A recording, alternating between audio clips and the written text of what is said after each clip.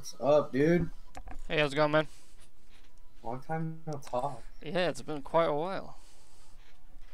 Oh, Oh, I got your stream fucking on. I was like, wait, why is Big Echo? okay, cool. I was gonna say we need to make sure that people can hear you as well, because I haven't had Yeah, I Discord on with the definitely heard stream. But myself. all right, cool. I think everything is fine for the stream then. Nice. We just gotta So, get. assuming we don't get kicked for AFK. Yeah, Rat needs to disable the. I don't know if he's done it. That's why I wanted to check with you, because I saw that you were in one. We just need to see if it does do it. If it does kick you, then we need Rat to appear and disable it. If not, then that could be an issue. Yeah, I got wolf padded, so I don't know if is that the AFK one or not. When you get kicked out, it should say, I think it's Manatee. It'll say like AFK kicked Manatee or whatever. I don't think I got a manatee. Definitely got a wolf cat. So. I don't fucking know. Whack. Right. Yeah. I need Rat to be around. It was Yeah, especially at the start of the tournament. I'm gonna jump in the twat harvest. See if I can get kicked from that. Yeah, I'll jump in with you. Actually, wait, no, it won't work because we're both specking. Really? You can't have two specs? No, you can have two specs, but it just won't start the match, will it? Unless someone else is already playing it. I have no idea. You should try to jump in. Yeah, if there's two people in there, then that's fine. Okay, cool. Are you in? Yeah, I am. Oh, it didn't update for me. That's weird. Yeah, it didn't say I'm at the specking at the bottom, but hopefully it should be alright.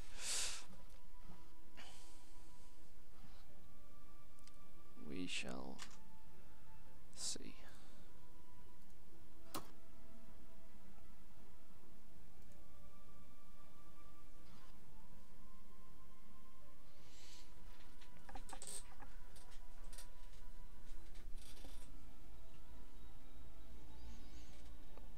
Well, we got 11 minutes until it's supposed to start. I'm going to spam Rat with a bunch of PMs.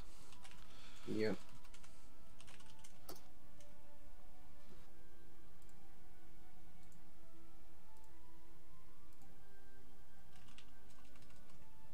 Can you use the chat?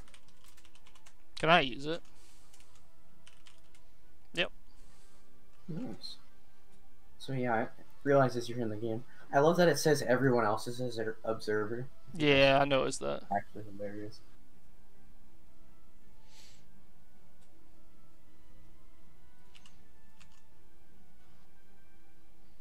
I mean, honestly, we can probably just start this as long as they're going. I think it's about 2.5 minutes is the current like timer. Now you're talking about in the lobby or in the match? In the match. Oh shit. That's not enough time. No, not for the majority of the matches. Hey, Rat's appeared online now, so Thank God. hopefully you can get these sorted. And then we can get underway. Where's Max at anyway? Kinda need the I mean, I can organize the tournament, I can keep people in check, but if he's going to be organizing it, he needs to be around. Oh, I'm dropping some frames apparently. That's not ideal. Correct. It's okay, as long as you're not dropping 65% of frames like I was doing yesterday. Yeah. I was like, don't think this is gonna work. I tell you what, I'm gonna go sort something real quick. I'll be right back. Sounds good.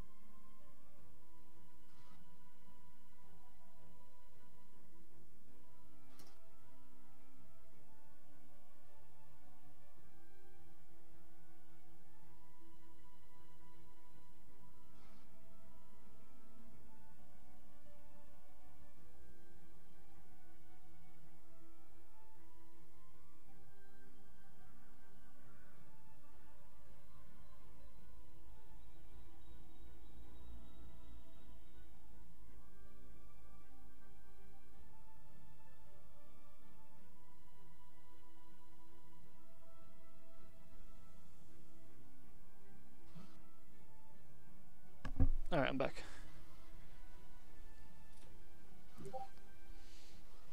Oh, he's online, he's not saying anything. Maybe he's fixing it. Maybe he, for once, didn't say what, and actually just went and fixed it. Yeah, I mean, he said that he would do these things for us. Like we like said it prior to the day we were like, "Can you do this for us?" And he was like, "Yeah, I can do that."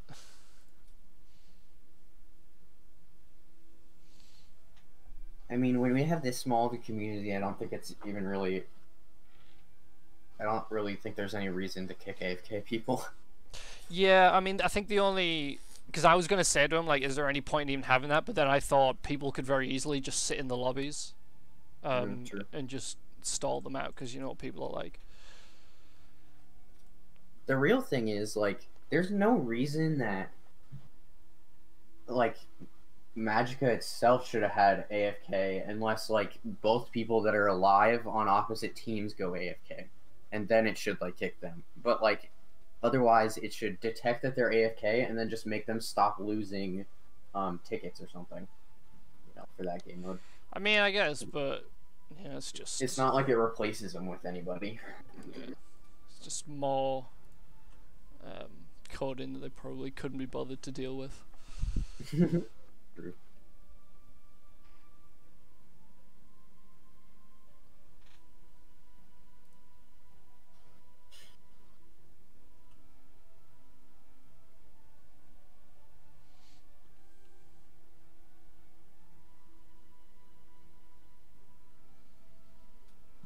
Have you voted yet? What, on the teams? Yep. No, I haven't yet. Or at least this round of matches. Yeah, I was gonna go through the brackets once we start. The brackets once we start. Kind of like it's not a bracket. to go through it. I don't know, but the Swiss is gonna be a lot better, I think. Yeah, because there's not that many teams. There's the potential that at the end, because obviously we get the ranking of all the players, have a like a kind of like elimination between the, like, say, top 4 teams or something, so we get like the proper finals, because otherwise with the Swiss system you just have everyone fighting everyone and you may miss out on some of the matches. Do you? Yeah. So yeah, I don't think we're gonna cast like a 1 match a round, right? Well, no, because we only have the 1 TDM lobby, we're gonna be streaming every single one. Oh shit. Yeah. We need more TDM lobbies, bro. It would definitely be more ideal, but at least we get to see every match. It's only best of 1 though, so 1 TDM match.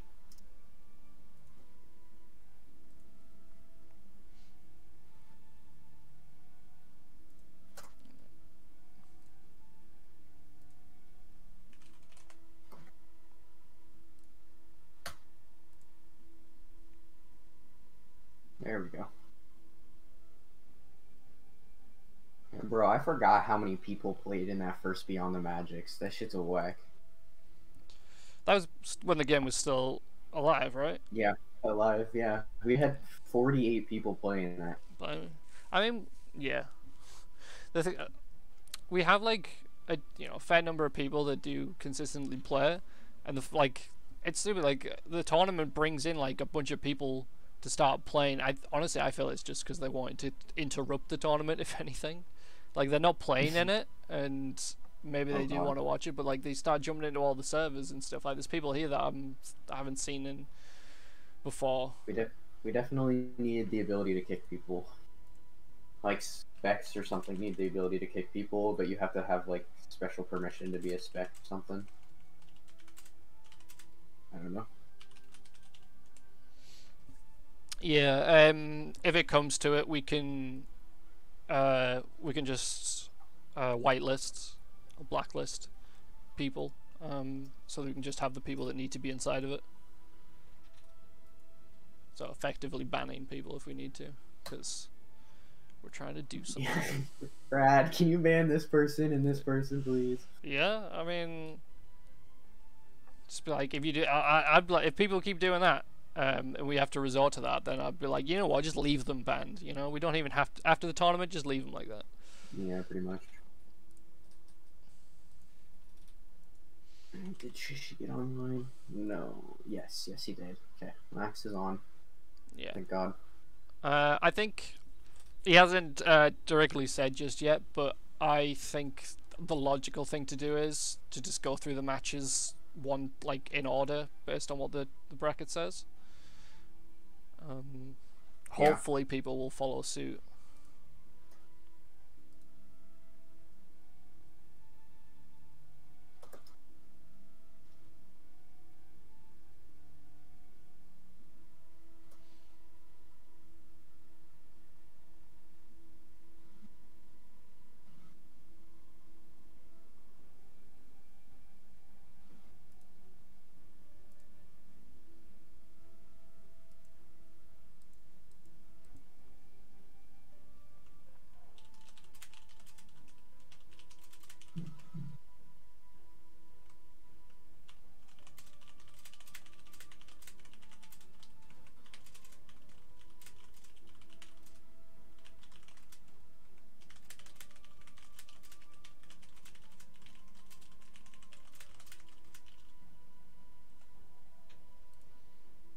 Oh, he just threw in a schedule. So. Well, I mean, that's just for the first round, right? Hopefully it doesn't swap. Alright,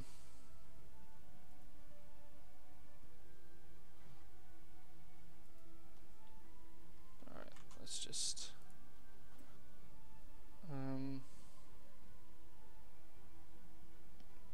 Alright, I think Rat is sorting out the thing for us now.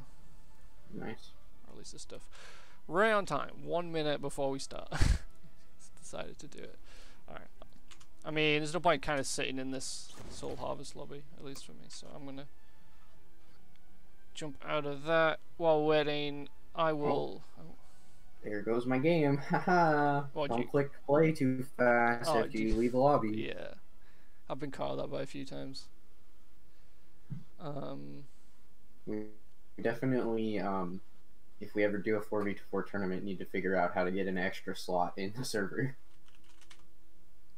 Because I don't know if you were reading that chat, but because both of us were in there, it wouldn't let an 8th person play. Okay, that's interesting. But shouldn't be a problem for this tournament. Yeah, because I don't imagine us getting a 4v4 tournament anytime soon. So. Alright, I'm gonna do the bad thing and tag everyone. Yes, do it.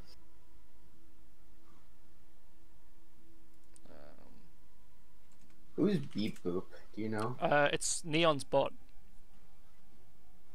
Neon is playing with a bot? Yeah, dude, his bot is really good. Like for something that he done the AI himself. I wanted to do like a neural network and have it like auto learn and shit. But that sounds like a lot of effort, and I'm also not good at programming high level shit, so. Oh, do you remember the name of the forest map for TDM? Is it like Miner's Camp or something? Oh, fuck dude, I don't remember. Let's see, are they in this lobby already? The bot is still trash. Dude, I mean, Neon, it's still a decent bot. It's just if people know to focus it down or not.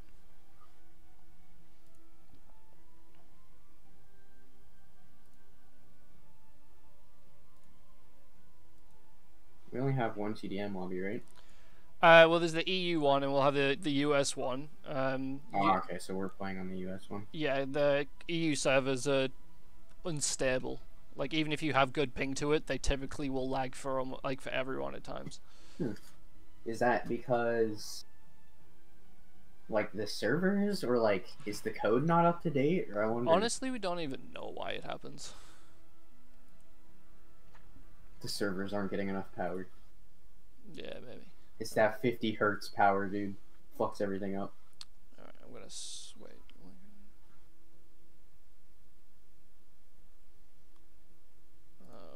I'm gonna switch this over to this. Hopefully this works. I have no idea. There we go. It's a very terrible looking bracket thing on my screen.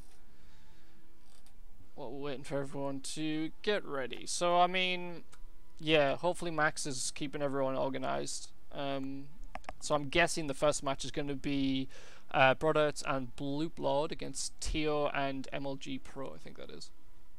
We'd had first. But yeah, we can go through the teams. Let's have a look. Well, he threw in his thing. He threw Neon and Leap Boop versus Swag and Sago. Maybe I've not updated this. Let's refresh it just in case. He threw it in. Oh no. Let me just. This will be a lot easier if I just copy and paste this. Oh wait, so you're saying that he's not going to go based off the order of this. He's going to go. He threw this into the tournament chat. Yeah. I mean, that just makes it a little bit confusing in my opinion, but we'll roll with it. We'll just jump in the lobby and then let them sort it out. Hopefully, I'm hoping people will just, you know, stick with it, follow the rules kind of thing, so that we can kind of get this through. We have a bunch of matches to get through. Oh, there's only 4 rounds though, so that's 20 matches. Yeah, and they're all best of ones, so it shouldn't take too long. Yeah, it should be alright. Alright, let's click on here.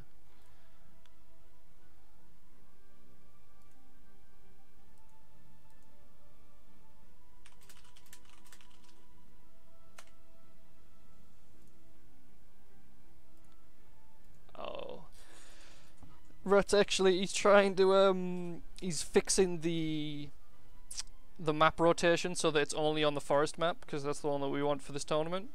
The only problem is that they're named weird things and he doesn't know which one's which. That is so fucking true. Oh man, I hate their naming scheme in this. The Swag just said it's password protected, or no, he said password protected. Do we have that capability? Probably not. I don't think. I mean, we could put it in, but I don't think he has anything in for that.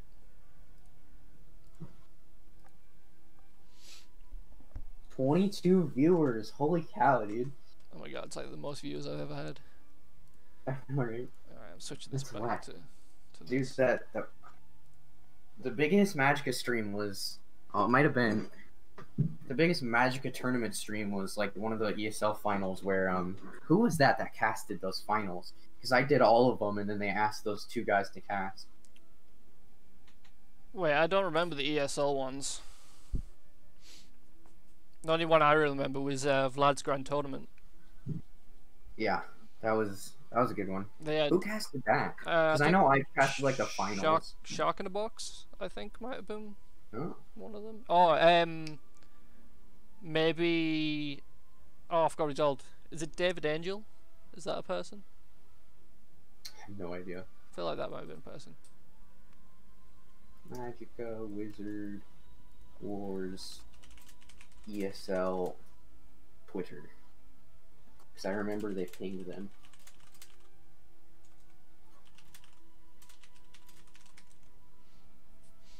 Hey Dragon, welcome to the stream. My Twitter launches in Russian. Wow, that's interesting.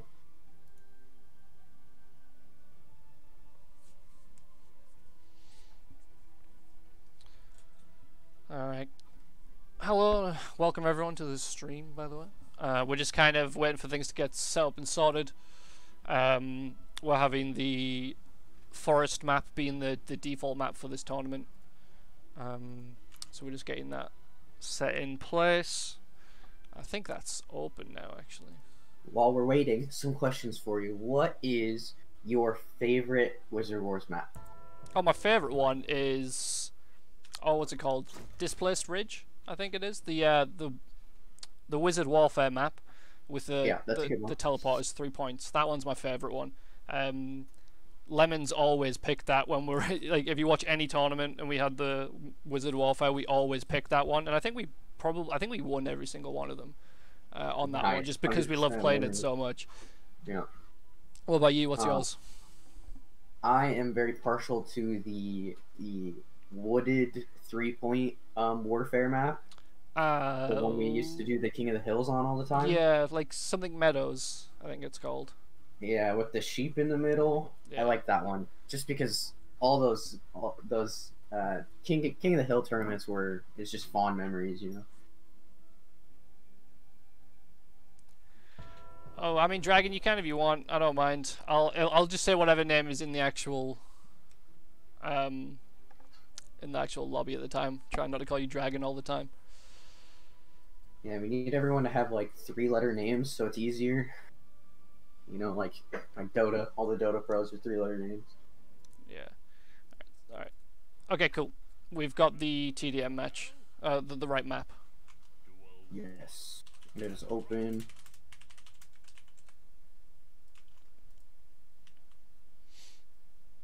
And I didn't get in. I got a ghost lobby. Yeah, I started it real quick so that we could just check the map, because Rat wanted to confirm it was the correct one. There are 7 people in that. Don't worry, guys, we're not starting just yet. This is just a test to confirm that we have the right map.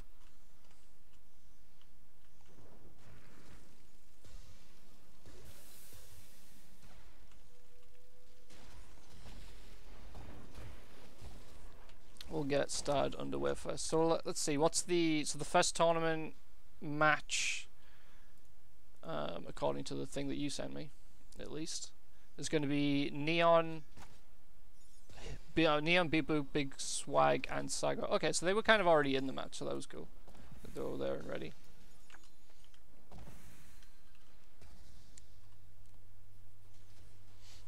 Now we just gotta get them to all drop out. Yeah. Alright, Big Swag left. Alright, I'll exit as well, so we can get people ready to go in. It's basically backwards. Oh, okay. Yeah, I was saying to DDH that if we went in the number order, it'd probably just keep people in line a little bit easier if we know which one to follow, and then you posted that and I was just like very confused. Max, you want to throw in the tournament chat who exactly needs to jump in the lobby and tell everybody else to fuck off?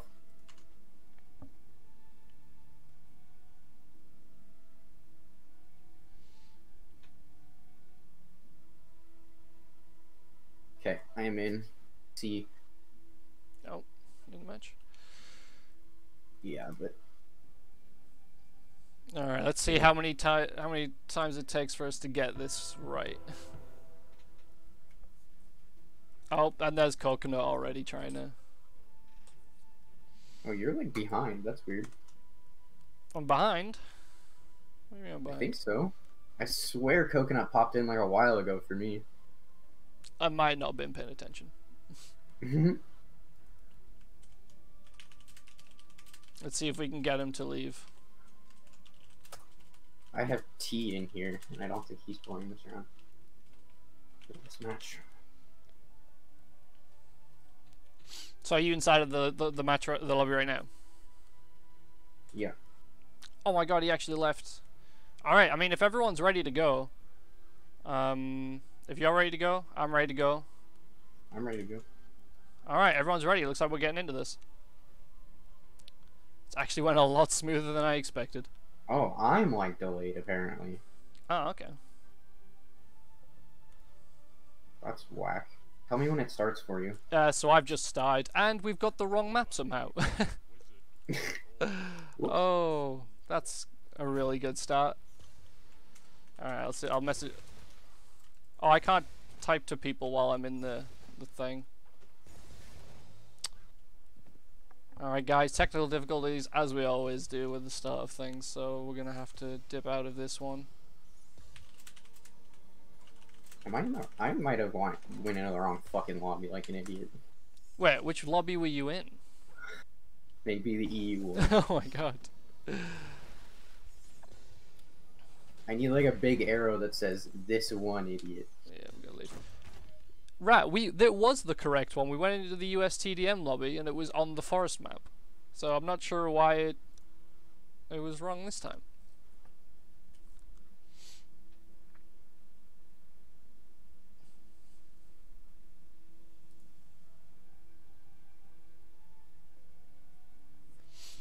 Yeah, Swag, this is probably going to last a while. I mean, once we get this in order, because the fact that we managed to get all 4 of the correct players into the lobby straight away was very surprising to me. Yeah, very weird. And on the right team. Hopefully everyone's got the Switch team button. Yeah. If anyone is watching that is in the tournament and does not have the Switch team button, please go to the #dev channel on the Discord, look in the pinned messages, and get the 2 files that give you the Switch team button. It'll make it so you can swap between the sides, and it'll make it a lot easier for organize who's on which side. I'm throwing your link in all the Wizard Wars Discords. Nice. It's nice. We're all in the same lobby. I'm in. Are you in? I'm not in. Now I'm in.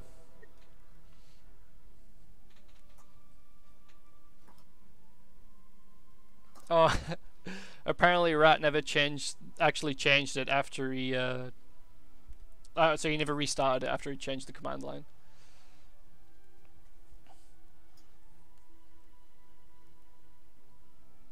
That was apparently the case. Alright.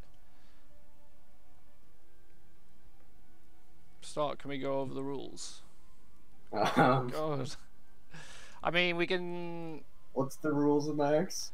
The rules were essentially, I think, was it no snowball, no Gungia, don't know why no Gungia, no zombie imps, no nature's call, no water locking.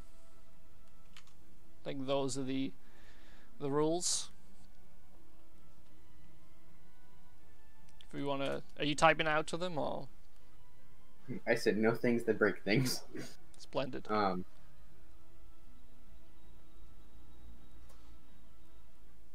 Yeah, no bugs, no. I think everyone should play this pretty fairly.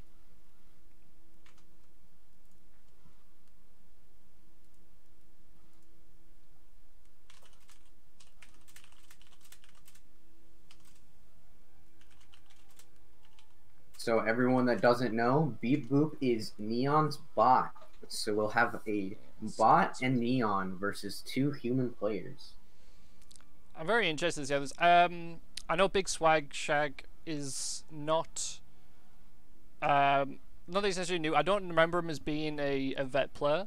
He plays well, but I don't think he's up there with the rest of the players, like kind of like Neon, Dragon, etc. Sago is pretty good. He's kind of returned recently. So I think this is actually a pretty kind of fair matchup.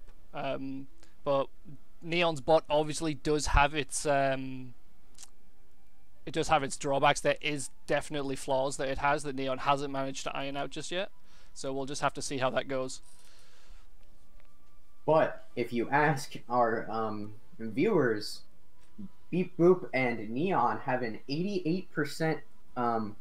88% of the people think Beep Boop and Neon are gonna win this match. Oh well, I mean, yeah, I've played against them. I played against 2 of Neon's bot at the same time in a 1v2, and they were really hard to take down. So I'm very interested to see how this turns out, especially with Neon working with his own bot. 88% of people are wrong. Neon thinks he's gonna lose. Yeah. All right. Well, I mean, I'm ready to go if all the players are ready. Hopefully the AFK timer has been fixed. We'll find out in about 2 minutes 30 into the match. Alright, Neon's ready. Swag's ready. You're ready. Sago ready. Alright. Everyone's ready. Let's start this. Beep Boop didn't say he was ready, dude. Oh man, I don't think he's got that kind of AI in him to be able to do that. Alright, so on the right side, Neon and his bot, Beep Boop. Left side, Sago and Big Swag. Let's see how this goes. This is a best of 1. How do you predict for this one? And we're on the wrong map again. How does this keep happening? Great. Oh. Rat. Everyone spam Rat in the chat and just tell him to fix the map. Are we going to play it out? Well, I mean, we're going to have to swap it because it's the wrong one. I think these guys are just going to kind of continue on. So we're going to watch these. I'll message Rat and I'll tell him. Apologies for this, guys. Beep Boop looking like an insane healer sitting in the back. He's definitely on support mode right now, just really keeping Neon up. And Sago is obviously the one that's taking the front for his team. Sorry, I'm going to follow you around. You can commentate while I just make sure that Rat gets the right map. Oh, and okay, just a little lag spike there.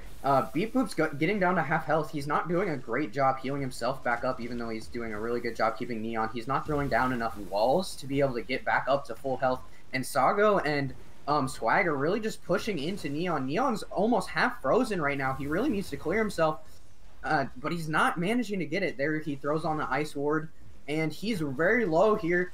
They're just completely focusing Neon. Beep Boop just can't get into the position enough to heal him up. And now Neon's down. It shouldn't be too long until Beep Boop goes down. He's just trying to heal it out, but he gets taken out to the pistol. Alright. So, I mean, technically it is 1-0 to Sago and Big Swag, but we'll have to go to Max to find out exactly if we're going to count this map. The players are playing as if they are actually in the match. So, Max, if you can just confirm, the organizer of this tournament, do you want us to replay this on the correct map? Yeah. I think it all really started going downhill once Beep Boop got out of position for healing. I mean, I think if Sago and Swag can get in between Beep Boop and Neon, I think they can really take this match quite quickly. But right now, Neon and Beep Boop are actually just working really well together to keep the heals up. I wonder if Neon has a support mode for the bot, because yeah, definitely seems like it's kind of in it. Yeah, so I think the way that the bot works is kind of, if it's close enough to its teammates, it'll kind of enter the healing mode, like the support mode, and if it's close to the enemy, then it'll start going into kind of the attack mode. Because, like you said, if they can get in between them, it kind of messes with its ability to judge what it should be doing and leave Neon in the dirt. Swag is completely out of position here. He's in between. Beep Boop is actually messing him up. Oh, and they both teleport back to keep alive. That was a really good play, actually. They really needed to get out of that position. Using that focus really well. Yeah, another thing to note as well about Beep Boop the bot is that he can't actually use magics. It's not inside of his programming, so there is a huge downside that Neon doesn't have the ability to get revives from his teammate, whereas the other team can both revive each other and use any of the magics they need to. Oh, damn. Yeah, I didn't even think about the revives. Even just having him not be able to get into a better position. I mean, it would be really hard for the bot to figure out when he's in a bad position, though.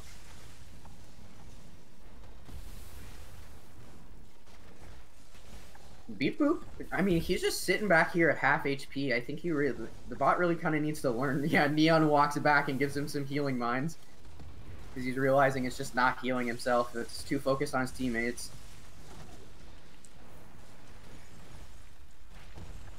And now Beep Boop is completely out of position. He's actually doing a pretty good job defending, though. Sago gets in position and is able to take him out. Neon revives him real quick, though. But the healing beams get blocked.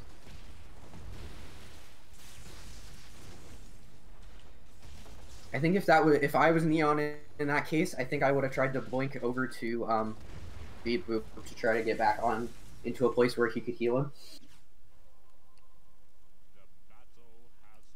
And Swag and Sago take round 2.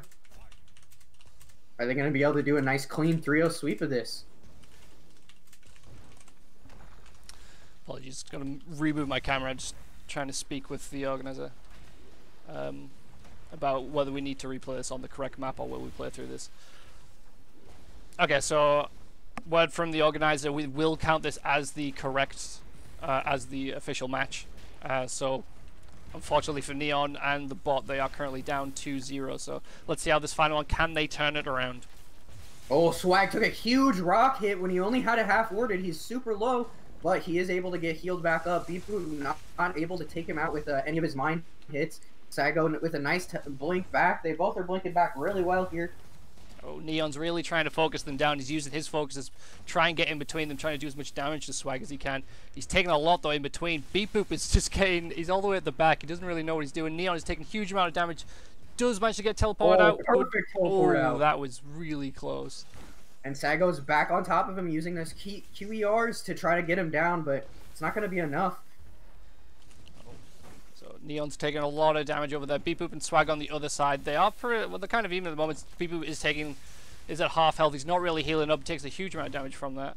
But Neon, Neon's gone down, so Sago's back over, and with the double melee, they're dead. That was really nice executed of the bomb. So unfortunately for Neon and his bot, they do get kicked out of the tournament.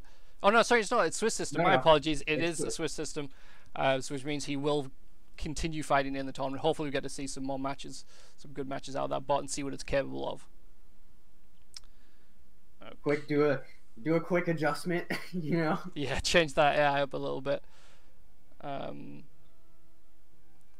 Okay, so next up, according to Max, will be Flam and Elmo versus Bettenko and Deadly Might. Can you check the statistics and see what the percentage is for this one? See what the viewers think are gonna happen. It was okay, yeah. So 67% of people think Dragon and Elmo are gonna win this one. Only 67. Only 67. I personally voted against them. Oh wow! Is that an actual personal vote, or do you really think that they're not going to win? I don't know. That's a good question. I think this is a really good match. I think. For those people who are kind of joining in, who have not really kind of been in the community for a while, Flam, or MrFlamadak here, is currently the #1 player in the game. We haven't got like an official ranking, but he's considered, in my opinion, the #1 player. Elmo, whose teammate has been doing a lot of coaching with the coaches in the Discord. He's definitely gotten a lot better. Bettenko, really strong contender. His teammate Deadly Might, I'm not certain. I haven't seen Deadly Might playing, so I can't comment on his ability. So we'll have to see how that turns out. Bettenko almost had Beep Boop as a teammate. I think that's part of our super secret strat to try and contain the number of people that go into the lobbies. That's smart. Yeah, just have bots the whole time. Yeah, just fill up the bots and then get rid of them when we need to. Okay, so yeah, we're just waiting for Bettenko's partner, Deadly Might. One thing to note in sorry. Yeah, I'm just trying to think. In the previous match, I know Neon normally wears plus speed. He normally has 1,300 health, which I think is about 8% increase to speed.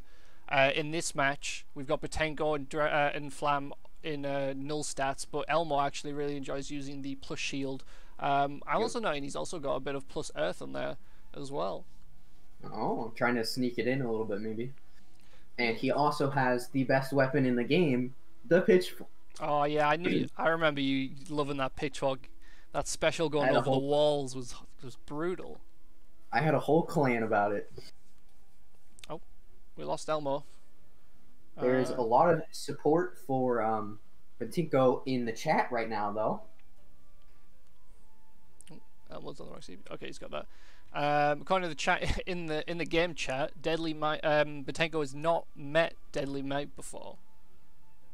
So because with this tournament, with it being a 2v2, you could either sign up as an actual team with someone else, or you could sign up on your own and then get paired with someone else if you didn't have a partner. So Bettenko is one of those people that's been paired with someone else. So we'll have to see how that goes when Deadly Might shows up.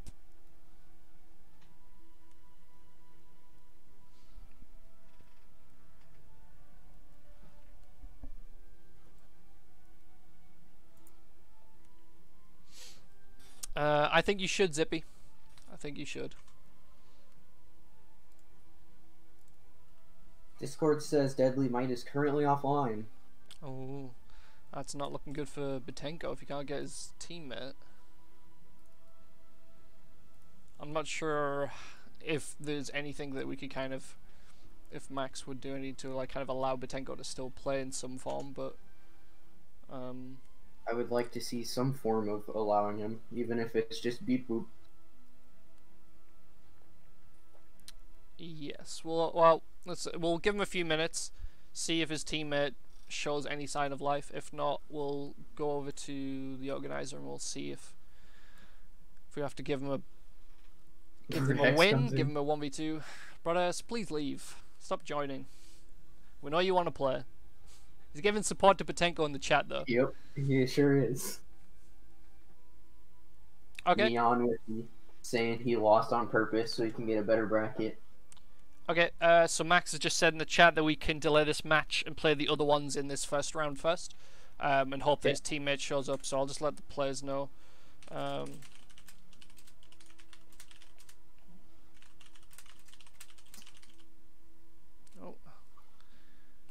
Yeah, I'm trying to type out the whole thing in one go, but yeah, delay this match, wait for the other ones.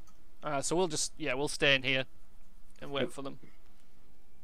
I'm not sure if Bettenko's watching the stream or not. If you want to type out to Bettenko, oh, he's gone now. He's gone. I was gonna say if you can just keep trying to get in touch with him and let us know when he does show up. So now we're going to be Team Brazil, and oh my god, I hate pronouncing people's names in this game. Yep. Do you know who's on Team Brazil? I think it's Labrat is one of the players. I'm not certain who the Labrat / AceWiz. Not sure who the other player is that he signed up with, so maybe someone can inform us. Demi, do you know? Oh, this person doesn't even have a name that's just joined this lobby. I think that's Labrat. I have no idea.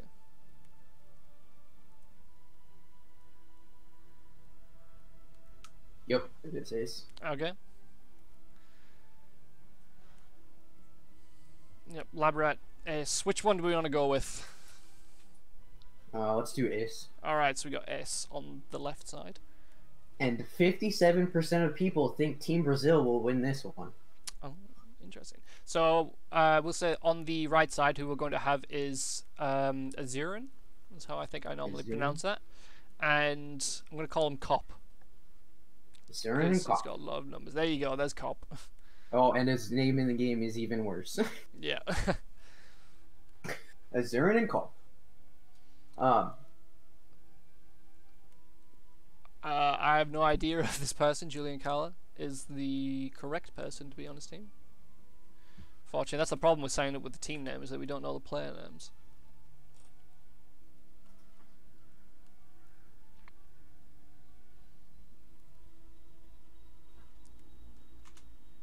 Okay, so that's seems good. Nice. So now we are just waiting on Asuryan. Fuck. Asuryan. One day I'll get it. Guys, I think there is still time to vote. You may not be able to vote on this round, but make sure when all the matches get done, voting will open for the next round. Make sure you guys get your votes in for that round. It'll be really interesting to see what everybody thinks of each of the matches, and it'll give us an idea of who we want to favor to win. So you're gonna have a look at this. Where do you see the percentages? I don't really use this. Let me just refresh. I think you might have to vote first, because mine says the matches are open for voting, and then I have all the percentages. Alright, I'm gonna vote then real quick. Not really sure. Yes. Alright. The 4 games that are yet to play are still open for voting. Yep, there we go. Alright, we're now at 50%. 50-50 for this one, thanks to my vote. Oh, damn. What happens if we emote? I don't want to risk that. Me neither, but yeah, everyone's just seeing all my votes, who I think is gonna win. I mean, I can go through them if you want while we're waiting. This first one, Brod and Bloop versus Tio and MLG Pro. Brod is, in my opinion, the second best player in the game at the moment. Bloop is a pretty average player. He's pretty strong average player, I should say. So the combination of them two, I think, is Brod on his own can handle 1v2 situations quite well. So if they do work together well, they should be able to take that one. Swaginator Bacitoto against I Like Water and Lions, it says there. This one actually is quite even, but Swag is a real strong competitor, in my opinion. He's up there in kind of like the top 5 players, I'd say, at the moment. He's very aggressive though, so it can be his downside. So it will be an interesting match to see this one. This one honestly could kind of go either way. This was kind of just I just kind of went for whichever one. I don't know about who's on Team Brazil fully, and then again this one I talked about earlier, where Flamadak is the #1 player in my opinion, and Elmo is doing really well in improving his ability, and having that plus shield combined with having a really strong partner is definitely going to help in keeping him alive, so they can kind of go on. So let me just switch back to this screen. But he won't be able to, with that plus shield, he won't be able to keep his teammate up as well. That is true. He will. His heals obviously will be a lot worse towards Dragon, but I think also to Flam. But I think because Flam is just like so strong in team fights that he can keep himself alive really well, that he won't necessarily need to.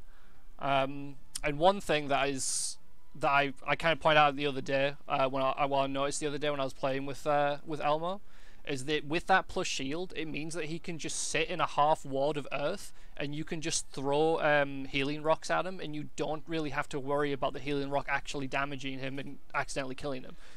Nice. It's like, it was really good to do. Do you think Flame will be the one up front, or do you think Elmo will?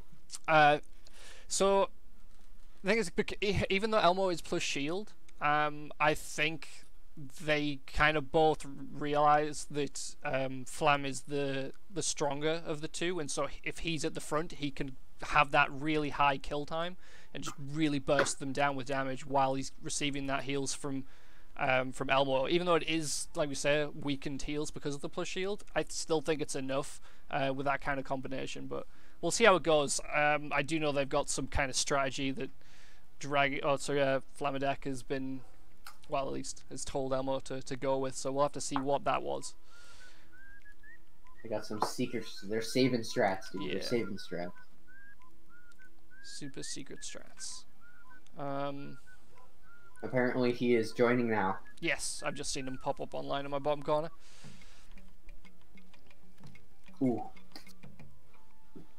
So, halfway through sitting in this lobby, Ace's skin has changed for me, and now it is 2 skins meshing into each other.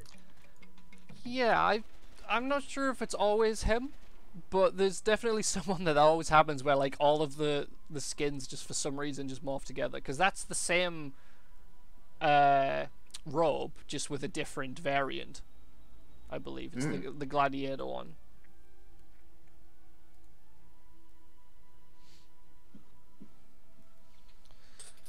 Alright, so Asuryan should be here. Oh, there he is. Right on cue. There he is. Alright. Everyone is ready. Nobody's using any weapons I can see. He does have zombie imps on. Let me just remind people, no zombie imps or natures. Oh, Julian's out here with that plus 45 rock. Oh, he's also... and... plus... no, negative? No, wait. Plus health. I'm looking at it the wrong way. He's got, yes, 45 rock or earth and 200 extra health. Interesting. And then we've got null stats on Ace, null stats on Kop, and null stats on Asuryan as well. It's impressive he managed to get null stats without using the talisman. Yeah, that is... yeah, so it looks... wait a second. I'm trying to think of what the gladiator robe normally gives you and what that pack normally gives you. Surely it's like a plus... I thought it would be like plus health and a plus speed one. Alright, if everyone's ready, hopefully, yeah, as Max says, hopefully we get the forest map this time, because that is the one that we're supposed to be playing on. Alright, Ace is ready, Asuryan's ready, I'm ready, you're ready. Waiting for confirmation on Kop and Julian.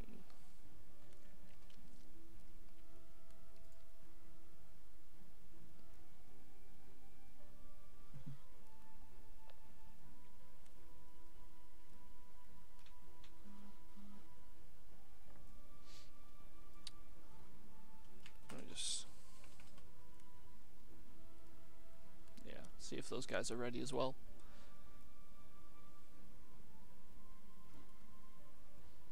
I'm seeing in the Twitch chat that yeah, Julian's ready. There he goes. I'm assuming Kop is ready. He's not said. Okay, he's emoting, so I'm guessing he's ready. So let's get this underway. Hopefully we have the correct map this time. It's weird, every time the map kind of loads, it does like this weird kind of thing as if it's kind of struggling between the two. And then it puts the cave one on. So I'm not sure if there's something up with that. Yeah, again, it's done it again. Okay, so... Alright, I think we're probably going to continue with this one. If they continue to just go straight for the fight, then I think we will. Yep, looks like it. Nice. Alright, you commentate. I'm gonna go speak with Rat and see if we can get this finally sorted. No problem. So Julian, even though he's plus rock and plus health, well, I guess the plus health makes sense, but he's playing up front and kind of just spamming out rocks, even though that's not the best close range strategy. Ace is kind of just trying to keep people crowd controlled here by pushing them back. He took a lot of damage in that last engagement though. He got really low just from a few shocks. Kop, I mean, they're both teams are really just playing up front, not really giving a care in the world. Julian with that plus health is just actually just tanking everything here. Nobody can really do anything to him. The lightning arcing off the walls is getting him low though. Azur is getting low. He needs to back up, but instead he's going to focus on Julian instead of healing, and that might be his downfall. He goes down. Julian also needs to heal back up, but Kop's not going to be able to put enough pressure on him to keep him from being able to heal, and there's no way a revive is happening this round unless he can really hold it out for a long time, but it's not looking good for him. He's very low and completely frozen with 1 HP, and now he's dead. That was a perfectly timed dagger throw too, right when he popped from the freeze. Yep, alright. Back into it now with you guys. Alright, so here we are, meeting in the middle. One thing I'd like to know is because obviously Julian does have that plus health, he also has that plus earth, which means that any stray rocks are not going to be as like detrimental to him as anyone else, so he doesn't have to worry about getting that EDD on in time. But they are doing a lot of damage to them. We definitely need team names next time. Yeah, it would be ideal. Just call them red and blue. Not even red and blue, red and green. Yeah. Fair enough. Oh, as you're taking a lot of damage, but the heal's coming out perfectly. They need to pop a shield dome above him to really cut off those shields, but they're just not getting it down in time. He's almost completely frozen, though. He gets the ward up on time. Yeah, okay. And they're just pushing back. Every time it's been Team Brazil being the ones that are end up pushing into Red Team's side. Oh, huge damage on Ace there. He does manage to get the heals from Julian. Really nicely done there, keeping him alive. They're doing a very nice job working together. There's a spray bug coming out real quick from Ace. But Julian gets low. They're both kind of having to back up here, but luckily Ace is able to heal back up fully in time. Oh, Kop's taking a lot of damage. He gets hit by those mines. Rocks coming in. Julian's really pushing him down. Asuryan's trying his best to get some heals. He switched to the wrong ward, but he does manage to get some heals. Oh, huge damage there. And the heal beam block coming out from Ace, just like actually doing a ton there. He needs to block it again. There it is. The actual high-level plays coming out. Yeah, they're doing really well. Ace is doing a great job of blocking off Asuryan from getting to Kop to help him out. Revive does come in, but Kop's taking huge damage. Yeah, he's not going to be able to stay alive here. Ace gets in the perfect position to block that heal beam, and nothing Azur can do. Yeah, those double SFS AoEs just do so much damage. Don't think anyone could have got out of that. Asuryan now, he's really low. He does get taken out by that beam. Team Brazil looking pretty dominant in this match. They are doing really well. I don't know who this Julian person is, but he definitely seems like he's an old player that knows how to play. Yep. Ooh, that spray bug really hurt Julian there, though. Okay, Kop's now pushing in. So we were kind of like a 1v1 with the healing supports, but now Kop and Julian are pushing into the middle. So Asuryan and Kop are kind of like moving more into this double attack, with Julian being supported by Ace from the back. And we'll have to see which one it kind of pays out for, but Ace now pushing in, trying to get in between them. This could cause some real problems for them. I would like to see Red Team use some more elemental heals in this match. They're getting a whole bunch of status effects, but never clearing them. Yeah, using just the WWW beam is... Obviously, it's a strong beam, but those stats effects really cause a lot of issues. You don't get a huge damage on Kop. He does get taken out, and Asuryan is quick to follow.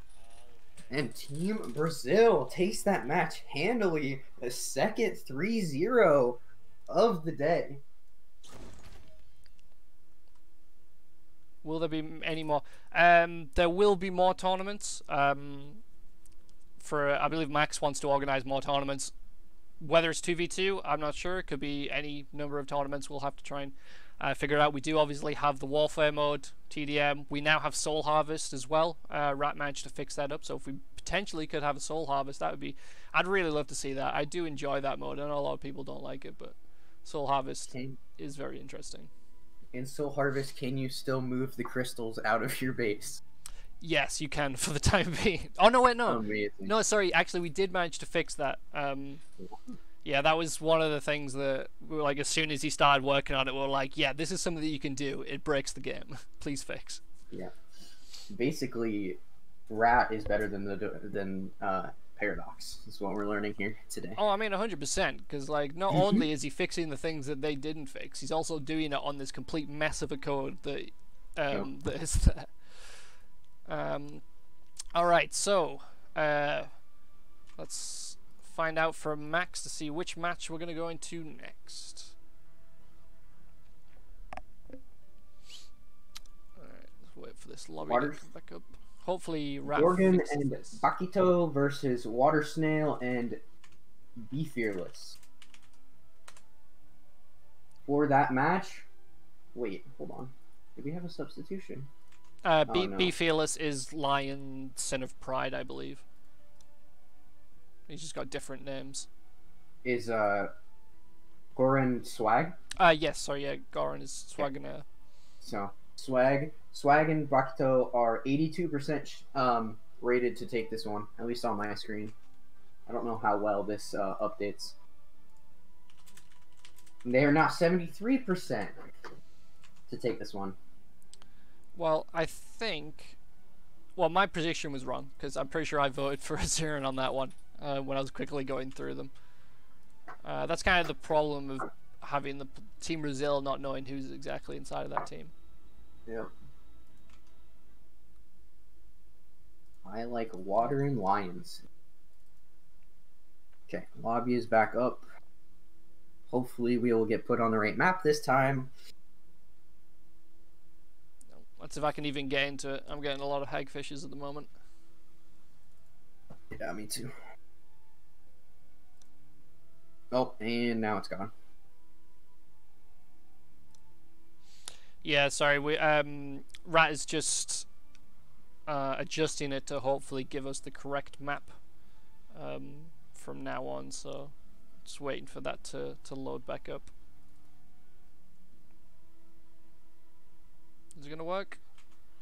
I'll tell them that we're getting hagfishes.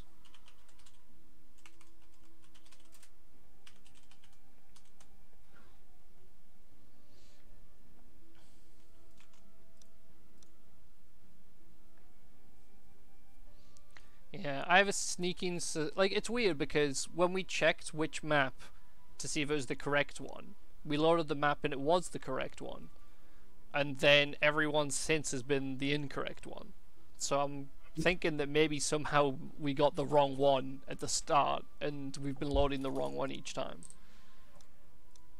We'll find out on this time because I think Rat is hard-coded the map.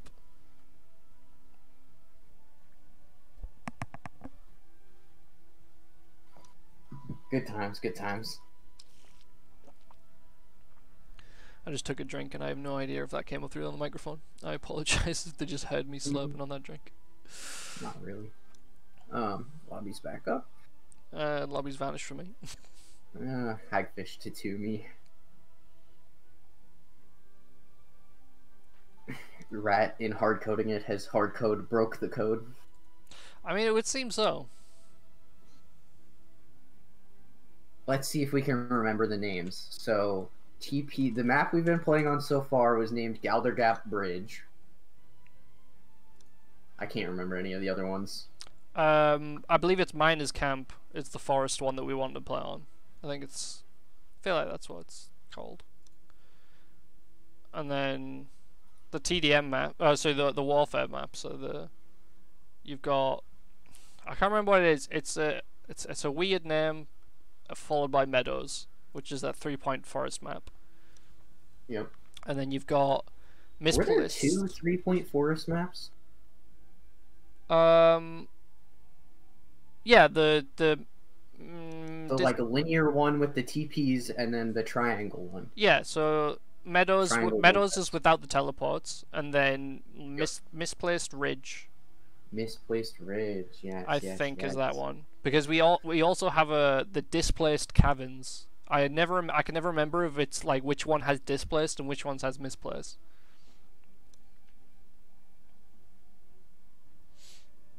No, Cop. I believe the issue is just that Rat is in trying to hardcode the map to be the correct one may have caused a bit of an issue.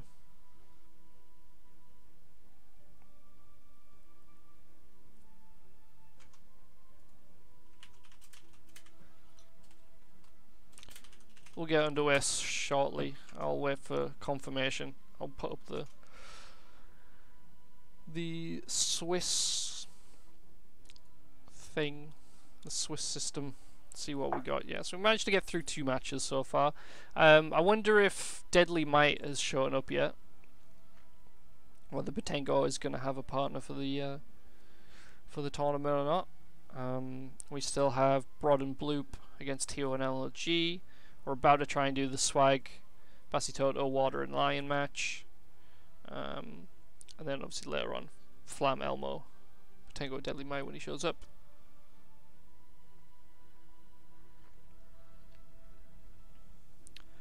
Yeah, I don't think you're going to get away with that, Bacitoto. I think you're going to have to earn your win. I don't think this Swiss tournament would like that. I think it'd freak the fuck out. Yeah, that's true. We can give you both a tie.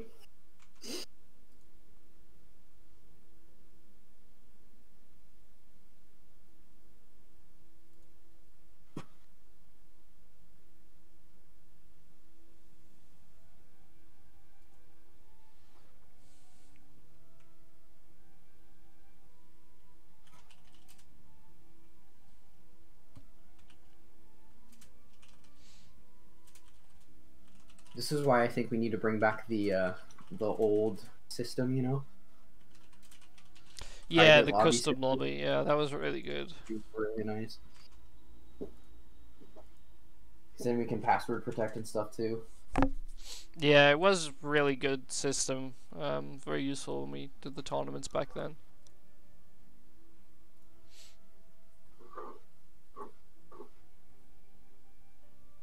Alright, Rat said the map should be coming up now. So hopefully it works this time. Alright, I'm in. I am in. Water's in. Alright, fingers crossed that we have the forest map this time, guys.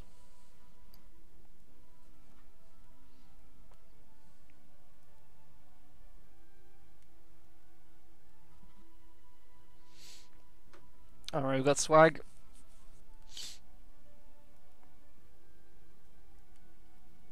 So we're just waiting on Fearless. Okay, good, he does have the switch teams. Okay, we need that person to leave.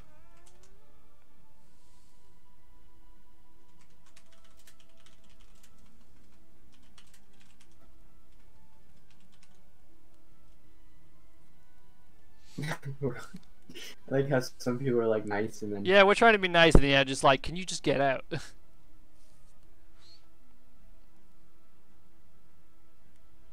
How many? You gotta get the Russian out.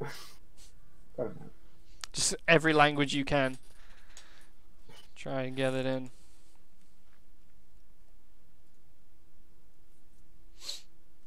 I wonder if Rat can kick people from console. I'm not sure actually. Oh, he said something. Ah, okay, he said. I don't know what that means. I don't know. Does anyone know what that says? Hey. There we go. So, does Lion need to switch and then switch back? No, he'll be fine. It's only the first slot that it causes issues for. Just ask if everyone's ready, and we should be good to go. Looks like nobody's using any magics that they shouldn't be. Obviously, you can switch, but I don't think we have to worry about that. All in default stats. We got Lion, Sin of Pride, and I Like Water using the blaster. That, in my opinion, is the strongest weapon in the game. Probably. It is. I like how they never nerfed it either. Yeah, it's very well. It's very overpowered. I mean, there is a few that are like that as well. Like the Lightning Mace is very strong as well. Okay, here we go. All right, guys, here we go. Who's gonna win? If they nerfed the blaster, then people wouldn't buy chests to get the blaster. Is that how you got it? Did you get it from the chest? Yeah, that was. So. Yeah. Oh, okay, we got the wrong map. Okay. All right, you commentate. I'm gonna tell the Rat. Okay, boys. On your left side, we've got Lion, Sin, and I Like Water, and on your right side, your red team, we have Swag and Bacitoto. Swag and Bacitoto are the ones that are slated to win this match, and Bacitoto's doing a really good job with the elemental healing beams, keeping his teammate in different states. Obviously, never using that water healing beam because that's just freaking dangerous, boys. And Swag just barely takes out Lionston before he goes down with a nice hit of his sword, and Swag and Bacitoto win round number 1. Oh, that was really strong by them. Yeah, that was really good. I told you, Swag is a very aggressive player. He's not afraid to just get in there and deal damage. He's fine taking it himself, but because he's really confident that he can do the damage to take them out in time. And with Bacitoto healing in the back, it's a real strong combination. I mean, I kind of even want to see Red Team go with a healing setup on Bacitoto for the next round, just because that seems to be a lot of what he's doing, and Swag is aggressive enough that it can work.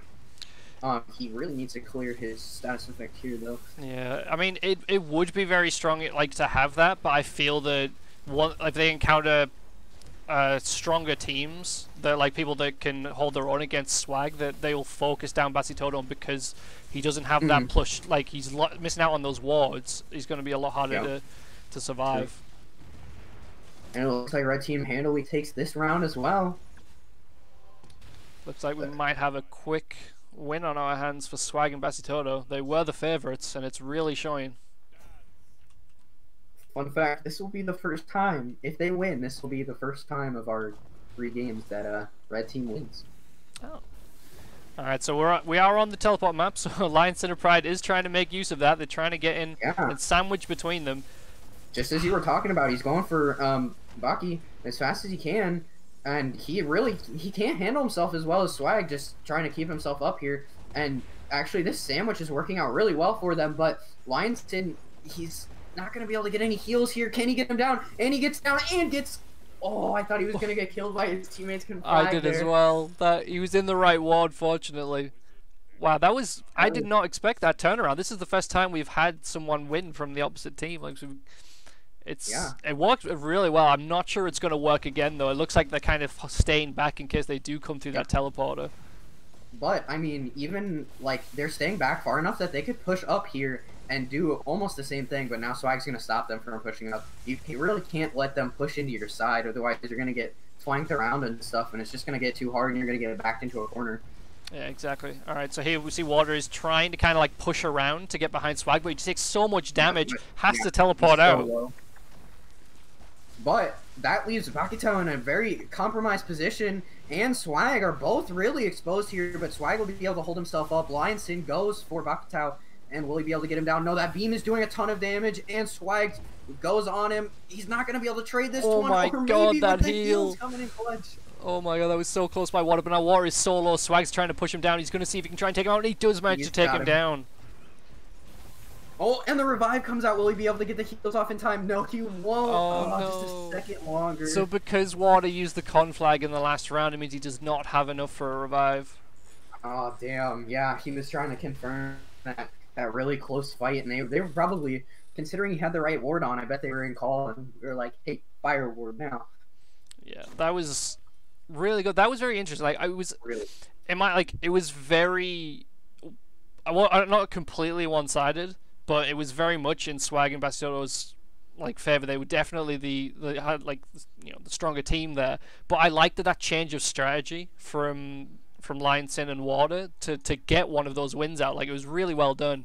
But it just, unfortunately, they couldn't keep doing that. They had to, like, they knew that it wasn't going to work a second time. So really good match. It was nice to see that we had got this kind of mix up, that we finally have one team winning on each side for one of the rounds. I mean, I am just excited for these matches that the Swiss tournament's going to start putting all the winners together, and can you imagine how those matches are going to go, dude? Oh, yeah, we've had a lot of fast ones. Because it was. Like, these matches have typically been around maybe like 3 or 4 minutes when we actually get into them. When we get to the other matches, like, I'm imagining the Brod and Bloop against Dragon and Elmo. I feel like that one may be quite a bit of a long one. Alright, so next up we have got Brodherx and Blooplord against Tio and MLG Pro.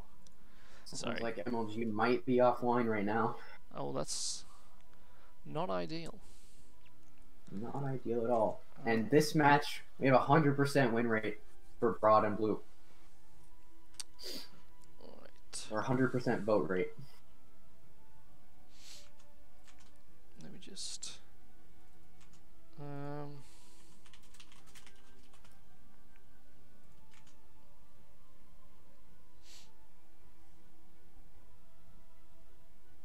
Okay.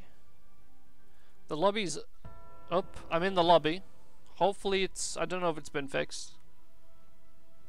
Oh, I got hagfished. Yeah, let's give it a... I think it's only just come back up. All of the lobbies are down right now.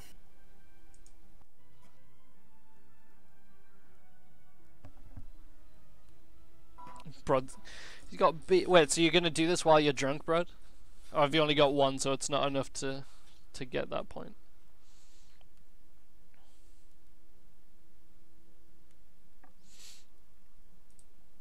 Oh, they got Nom in their name.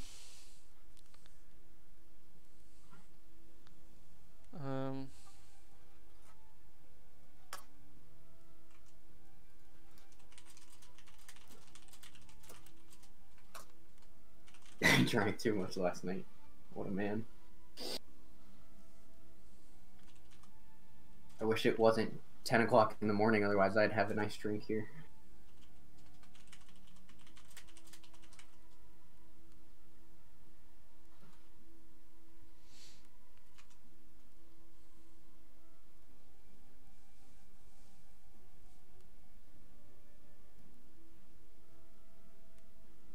No, you can use whichever magics you want, Bacitoto. Just not Nature's Call and Zombie Imps, because they can cause issues with the game. Any other magics are completely fine. I mean, I shouldn't have a drink at 11 o'clock in the morning. I got shit to do today, man. Oh, my girlfriend was moving flat today, so we were up until like 3 AM, like tidying her flat and cleaning it, ready for like moving out, and then we had to move like a load of stuff, and so I'm absolutely knackered. Nice.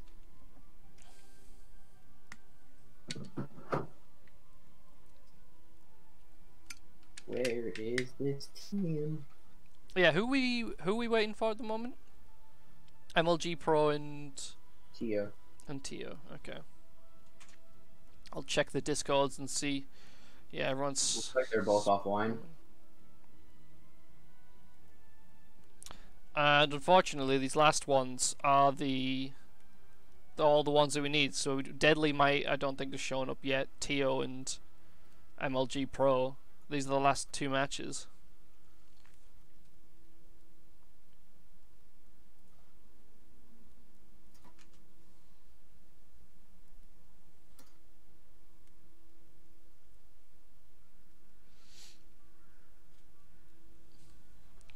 Oh, but it's oh, well, I was gonna say it's taking. Wait, I think it's. Has it been about an hour that this has been going on for?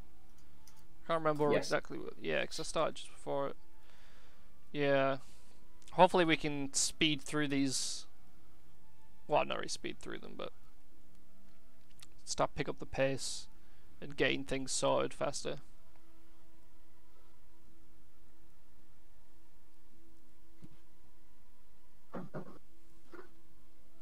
I think we're probably gonna have to call this one.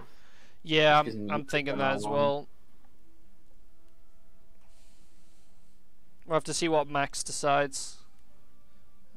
He's typing. As both are offline, we will not be waiting for them. Okay, so they're gonna get a default win, I guess. Yep. For this one. We'll have to see what's going to happen with Deadly Might and Bettenko as well. Which is really unfortunate because I would have. Bettenko is a strong player. I think he could have done well. Yeah, we got it. I think he should have some kind of sub here.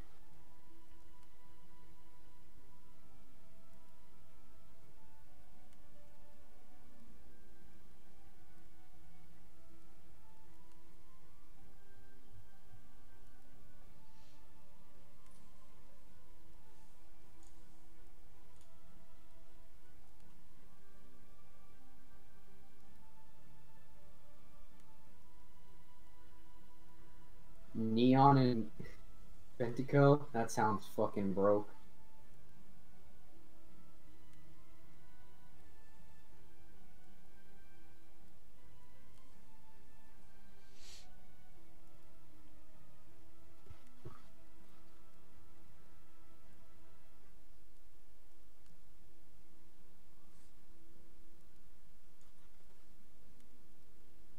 One day people will actually not sign up if they're can't make it. Yeah, that would be ideal.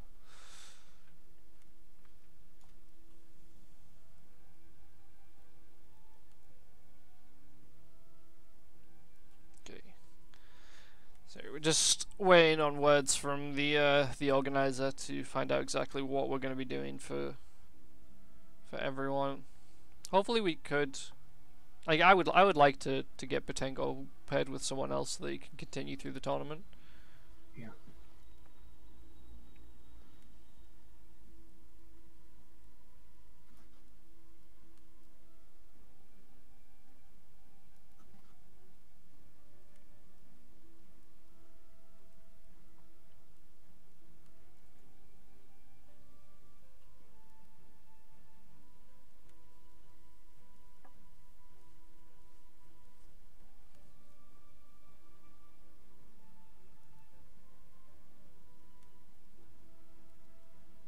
I did the bad. I pinged everyone. I don't think that works for you. What? That's lame. Actually, I don't know. I was already in the chat, so it might have worked.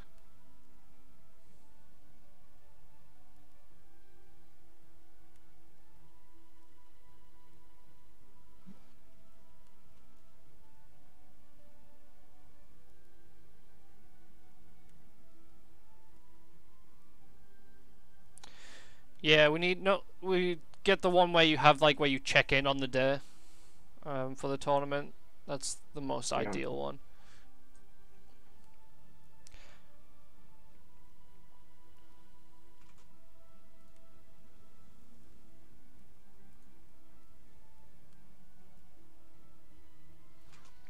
Zippy, you know how to play it.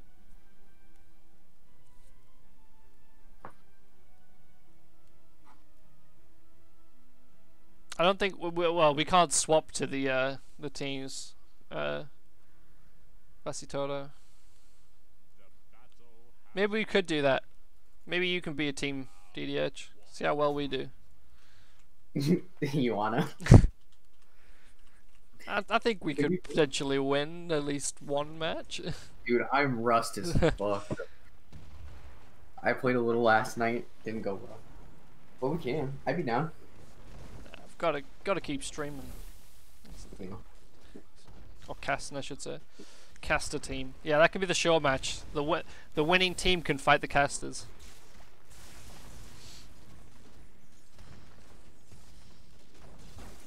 Demi, I don't know how to do any of that stuff for streams. I never stream. I have no idea how to set up things for bots and stuff. Streaming's hard enough as it is. Yeah.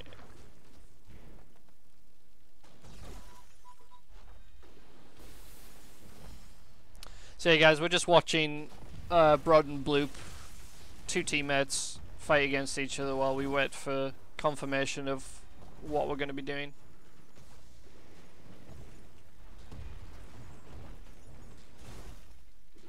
Really want to I want to get through these matches so we can see what the kind of like standings are looking like.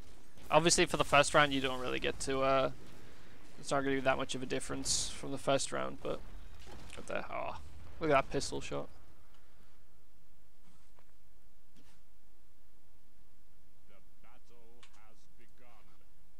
I cannot believe no one wants to come in. If you guys want to play with Ben, fuck, God damn it. If you guys want to sub, come in. Come into the Discord, into the tournament chat.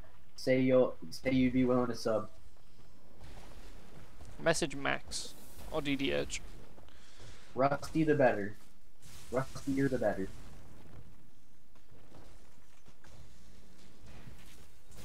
I just realized I could put this to follow mode. So, yeah. So then I don't have to, so if they move around, then it'll actually just follow them. No one wants to sub to you on Twitch, Zippy.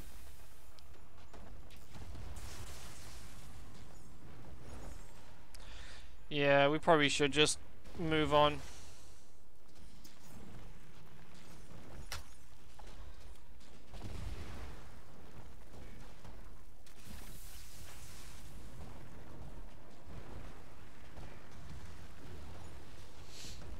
We need decisive action, Max. Need to figure out what we're going to be doing.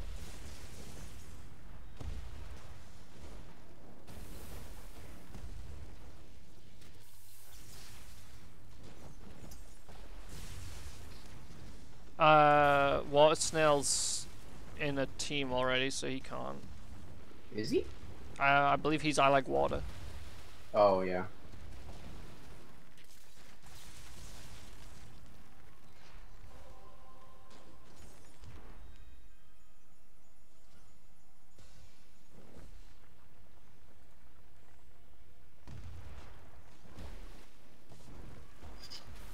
I mean, I guess I could.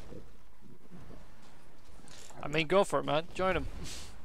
I feel like if me and Bettenko teamed up, it might be like they want to try and keep it like somewhat balanced. So there's kind of like vets with kind of newerish players. So me and Bettenko might be a little bit on the stronger side of that spectrum. So I'll You'd balance it out. I'll hop back in when I'm not playing. Yeah. Respect. You confirm with Max. Are you gonna keep codecasting, or are you just gonna jump in with Bettenko? I will if I'm not playing, if Max lets me play, I will yeah, okay, so I will play with Bettenko and then I'll jump in with you on matches I'm not playing. Sound good? Yep, sounds good to me. Okay. I'll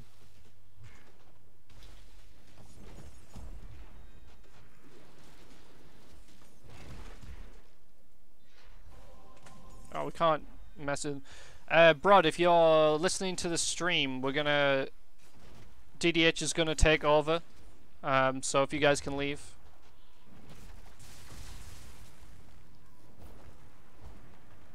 Alright.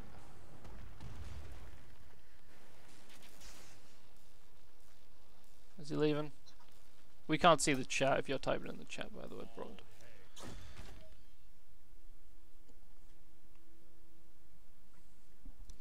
Yeah, secretly DDH has been practicing without anyone knowing. Yep. You know it.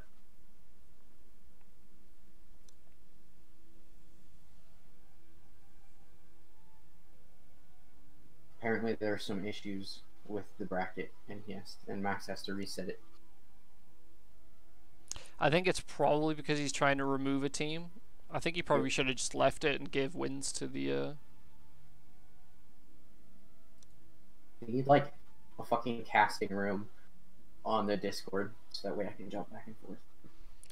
Yeah. Do we have any? I don't know. We don't have any locked ones. Can I make one? No, I can't make one. I can't make. Can you make channels? No, I can't make one. Timer doesn't like us doing those kind of things. What a weird man. Okay, I'll just give you a call then if Yeah, just give me a call when you finish your match. Super professional, you know.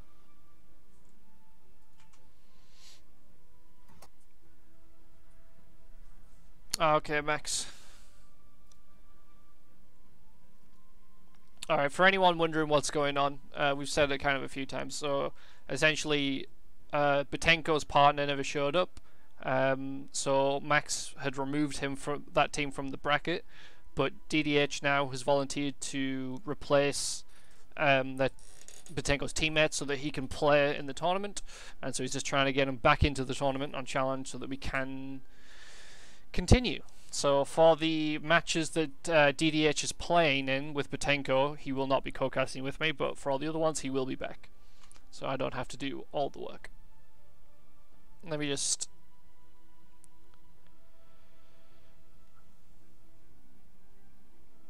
Why are we pretending it as... Oop. Why are we pretending what as it?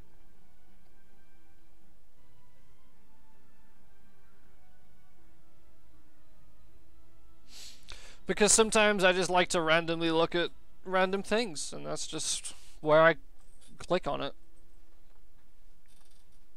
You know, sometimes I'm just bored. You know, get all my news and stuff from there. It's great. Yep, British.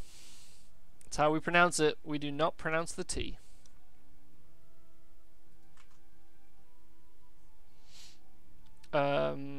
Yeah, so let me switch over to this scene. I'll refresh it and see what's going on.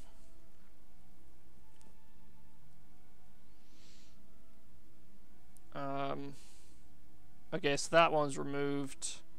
It looks like, yeah, okay, it looks like they're in the tournament now. So that's good. So, Bloop. Yeah, so they're getting their win. And so we're going to go to this match here. Alright, so I'll switch this back to here.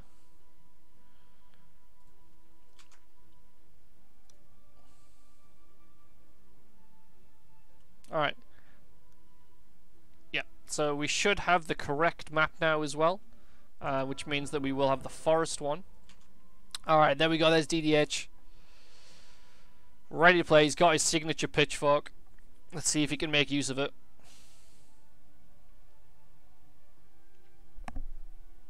Wait, am I still in the call with DD? Oh, okay, I'm in the call. He's not in the call. Okay. Alright, so we're waiting for Dragon and Elmo.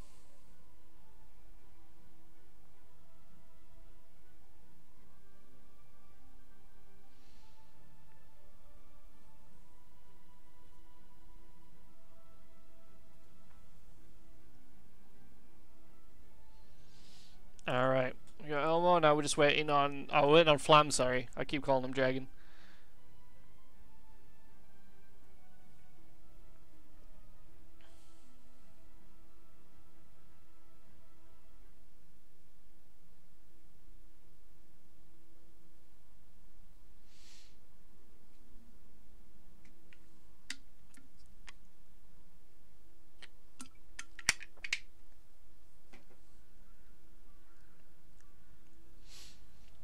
Yeah, we don't need any more subs, Water.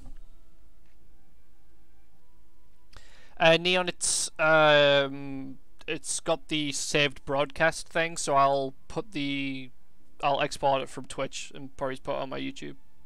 So yes, technically it is being recorded.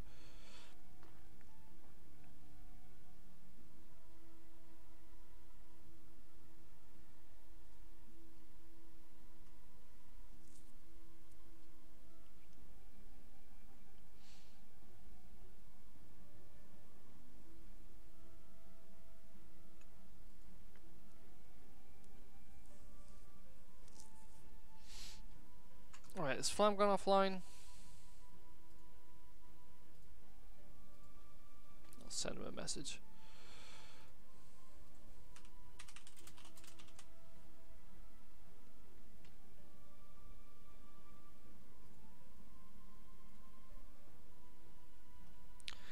So next up we're going to be having MrFlamadak and Elmo against DontDieHard and Bettenko. So DontDieHard is subbing in for, I can't remember what, oh, it's Deadly Might, I believe.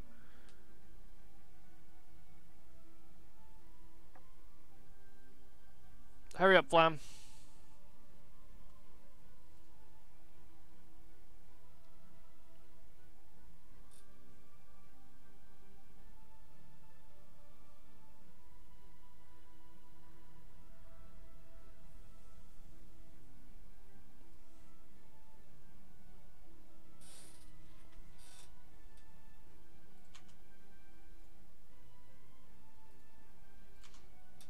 Alright, there we go.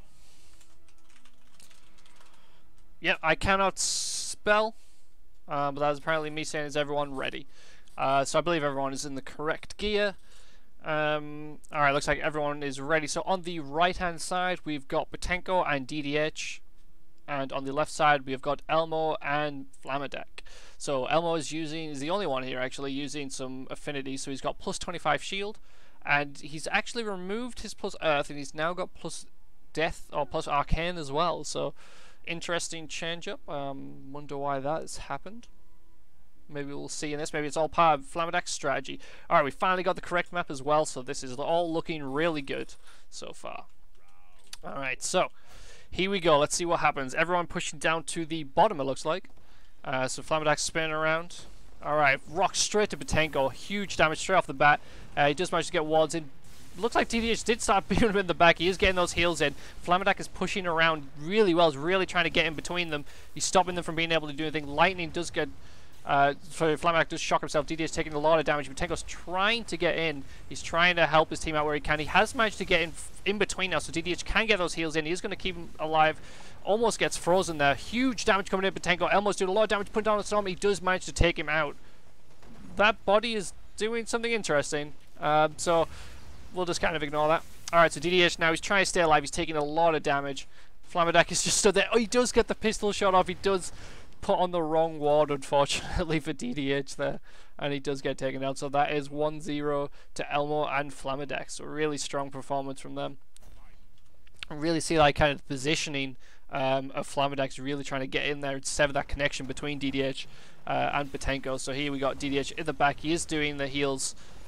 He is a little bit rusty. He hasn't played in a while, so he's doing that more of a support role. Flamadak again, he's coming in around the back, trying to cut off that support, and Bettenko taking a lot of damage.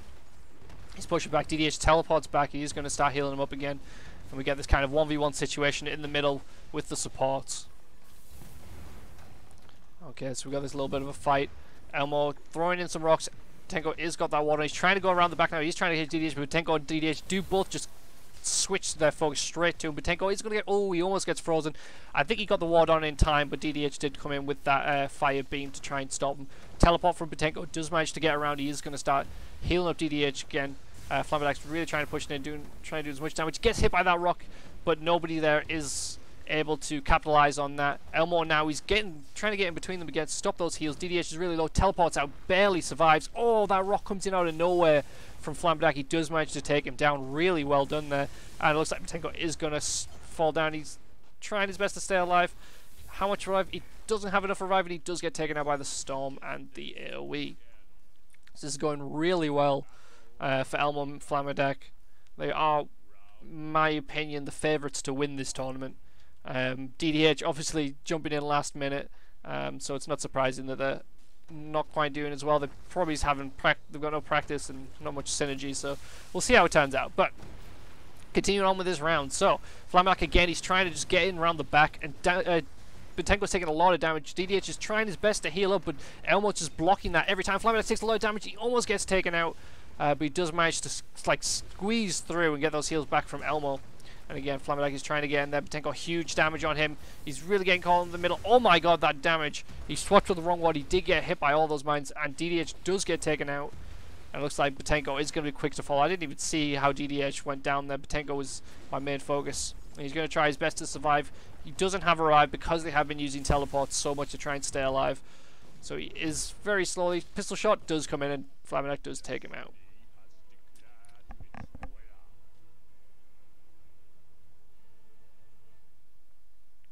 Alright, there we go. Sorry, I was reading the chat there for a bit. So that is a win in Flamadak and Elmo's favour. Let me just jump back in here. Oh. Jump back in that goal. Hello again. Hey, how's it going? I got destroyed. Yeah, a little bit unfortunate there. Flamadak's... they had a strategy, and it looked like it was just to sever that support between you two. And it seemed like it really worked out well for them. Yeah, I don't know if you noticed, but I was like lagging off my ass too. I mean, it didn't look too like that bad. Obviously, I was trying to like keep an eye on everything that's going on, so maybe you were kind of jumping about, but hard to tell. But good effort, be it for being rusty. Yeah, right. But it looked like their teamwork was just on point. Yep. We'll get them next time. Yeah, you've got a chance to come back. All right. So next, now we'll be moving on to the second round of matches. So I'm gonna bring up the. Oh yeah, everybody go vote. I'll bring up the tournament thing, so you guys can see. So yeah, we did lose. Tio. So yeah, round 2. Yeah, so one of the teams is now gets skipped every round, right?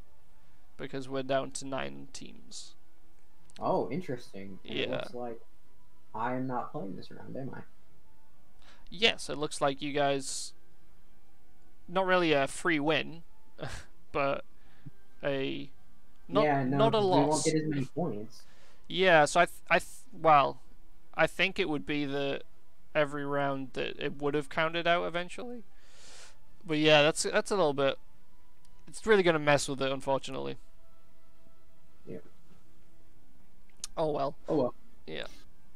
All right, so let's see what kind of matchups we got. So we got Neon and his bot against Brod and Bloop. We got Swag and Bacitoto against Team Tentacle, which I believe is the renamed for Elmo and Flamadak that we just saw. Asuryan and Kop against I Like Water and Lions in Pride. Lions in Pride, and Team Brazil against Big Swag and Sago. So I'm gonna have a. Oh, I need to refresh the page actually because the voting is. I'm excited for the Team Tentacle game. That should be a really nice match. Yeah. And the Team Brazil game is also going to be a really good match. I think this is the nice thing about the Swiss system is that you do tend to get these matchups where it pairs the more can't even speak, the better performing teams get paired against each other. So I'm going to look at the standings real quick. So as we can see at the moment, Team Brazil is apparently on top, but obviously they are tied with the other team. So we have got the top 3 slots because they all won their matches with a clean sweep. So that was Team Brazil, Team Tentacle, and Big Swag and Sago. Alright, so let me just. I think if you guys. I don't think anyone's jumped into the tournament, into the match just yet. No, do we know who's playing this? Okay, we're going in challenge order. Yeah, okay. Oh, I need to switch back to this. Beep Boop and Neon versus Brodherx and Blooplord. That's a lot of bees. Yeah. So it's nice that we'll finally get to see Brod and Bloop play this time, because we never saw them in the other one. Because they did get a bye because their opponents didn't show up. So Neon and his bot against Brod and Bloop. Now the question is, has Neon refactored the entire code? I mean, Made the bot better. you'd hope so. Let's see. After he lost the match, he just went into hacker mode, typing 1,000 words a minute, you know. Just get those kind of like, make it so it's self-learning as you go along. Maybe that was the problem. Maybe he just ended too quickly, and the longer the fight goes on, the stronger he gets. Maybe. Okay, looks like the lobby's open. Yeah, I'm just sitting here waiting. We got Bloop. Just waiting for Neon and Bot. I got high fished. There we go.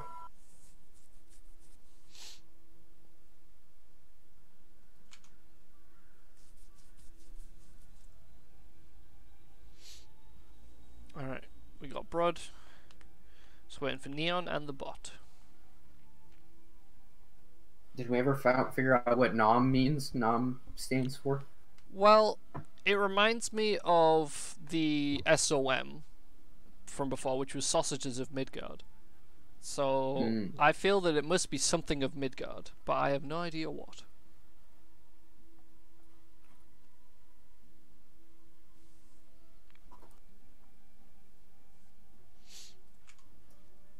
Alright, we need to spam Neon. Oh, apparently it's No Mercy. Oh.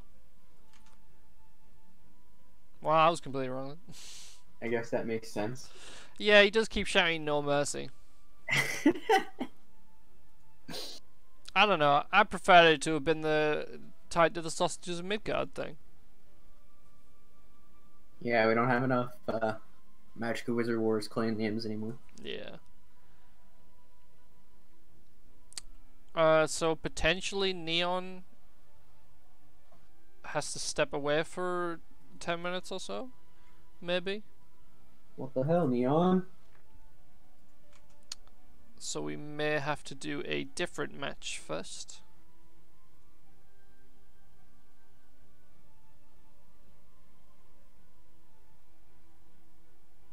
Yeah, he's coding the bot right now. Yeah, he's still busy trying to fix it up. So Max, are we going to switch to a different match then? Let's go with the second match. Oh no, he's back. Okay, so maybe we're not switching. Maybe we will have Neon.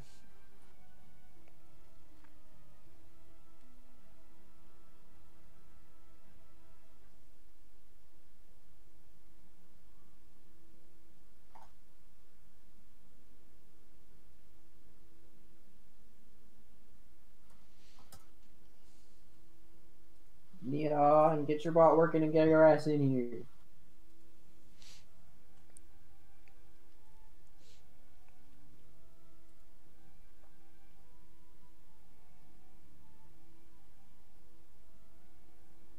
Alright, he's Neon. Here he is. Alright, let's get his bot in. And then I think we'll just get into this straight away because we need to get things underway. Alright, there's Beep Boop. Just type ready. If bot crashes, I'll 2v1. Good luck.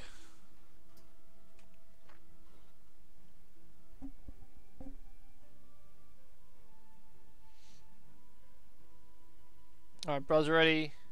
I'm guessing Bloop's ready. Let's just start this up because we want to try and get these as fast as possible. Alright, we're on the crack map, which is good. Alright, right hand side, Neon and his bot, Beep Boop. Left hand side, Blooplord and Brodherx. So the bot obviously has a massive advantage here. He's in default robes. I'm he sorry. is already broken. Yeah, he got That's stuck. great. That was so good. Okay. So here we go, they are engaging. Beep Boop is at the back, he's going to be doing his supporting role, and straight away Blooplord is looks like he's trying to shoot rocks around the back to hit the bot. Yep, there he's going to split him up. But Blooplord is not in a good position here. He's taking a lot of damage with his healing mines. Will bring him back up. Bloop gets way too far in. Bleep, bleep, bloop. Yeah, so he needs to back out here, but he's gonna get healed back up by Neon really well. They are just trying to focus him down as much as possible, but they need to really cut off that healing beam. I would like to see them try to cut off healing beams a lot more in these matches. Yeah, they really need to kind of get that working. The thing is, Brod knows to do that, but Brod is the one that is the stronger of the two, so he would be the one to deal the damage out. But Bloop needs to get around that and, you know, to cut off those heals where he can. But just seems to be a bit of a miscommunication in the teamwork for this. But it looks like Beep Boop and Neon are a little bit separated, but it doesn't seem like they're capitalizing on this very much. Brod is very low at the moment. Yeah, I don't think the bot knows that it can cut off healing beams either. Yeah, another like, that'd be flaw. A really hard thing to teach it, you know. Neon's a little too focused on his bot here, though. He's getting pretty low. They're both pretty low at the moment. They are coming in, so we got these kind of like two 1v1s going on. Neon falling back. He's going to try and heal up his bot a little bit, but he's taking a lot of damage from Brod. He is trying to get in between them to cut off those heals as best as he can. It looks like Beep Boop might end up going down here. We'll have to see how it turns out. Yeah, he needs to walk down, but he's not going to be able to get out in time. Now Neon's going to go around and see what he can do, try to focus on Bloop in the back, but hey, Neon takes a rock right to the face. It's already not looking great for him. Yeah, but he got Bloop pretty low there, but Brod just came around at the wrong time for Neon. He's taking so much damage now. It looks like he may end up going out. He does get taken out by that fire rock. Alright, so that is 1-0 to the Bloop and Brod team. See how this goes. So Neon having to push his bot to get him into the correct position. Here we are in the middle now and see how things turn out. The bot does not like this map. Yeah, it's that pathfinding needs to fix it. Oh, Neon taking a lot of damage here. Yeah. Oh my goodness! And he walks back into Bleep Bloop's steam spray, and now they're both really low. I don't know if they're gonna be able to recover from this. Oh, there he goes down. The double kill. The bot water pushed Neon as he tried to get out. Obviously, he was completely by accident. Oh, but there's definitely some bugs that he needs to work out, but it seems like Brod and Bloop just have the firepower to... Oh, he's getting the heals. He's pulling them in. There we go. Alright, so let's see if Neon and Bloop, Beep Boop can get one round here. I hope so. I wonder how good Neon would be doing if he had a human teammate. Even at the same skill level as the bot, but like... Yeah, better decision making. There's obviously like a huge difference in whether the bot, like a human, knowing what to do in situations. The bot is obviously limited, and Brod was taking a lot of damage. Bloop actually is taking a lot of damage. They could potentially get it. He's doing a lot of damage here. Neon could just switch it up, but they do manage to take out Bloop. And now it's all about that Brod kill. Will they be able to get it quick, or will it be a long struggle? He does have enough focus for a revive. Will he be able to get all the way over there, though? That's the struggle.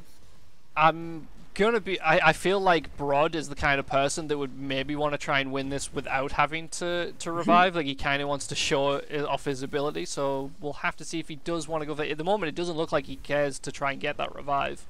He's just continuously fighting with them, so it's maybe his downfall if he tries to, you know, trying to show how good he is. Oh, he just got the freeze though. Yeah, just throws in, but it's okay. He gets out before. Just makes him immune to that lightning hit there. Yeah. Oh, he's going up. Is he going to go for it? Did he hear us? Nope. Yep. Okay. There he goes. There you go. He does get him back up. He waited a long amount of time. It allowed them to get back into a position where they could have possibly killed him, but it doesn't matter. He was able to push him back. We got those heals coming in from the bot again. Brod taking a lot of damage, but Neon is pretty low now, and he is sandwiched between the two. And he goes for the tier 4 magic. And lightning storm, see what he can do. Brod just immediately teleports out, and Bloop was already on the edge, and now... I think Neon just knew that was the end. It's just stuck. It's not taking damage, but it is getting stunned, which is very interesting. Oh, and then comes the tornado. And he's going to get shot. Oh! Oh, God. This is just a mess now. Oh, and he gets stuck in it, and this is going to be the end of it. Yeah, there we go.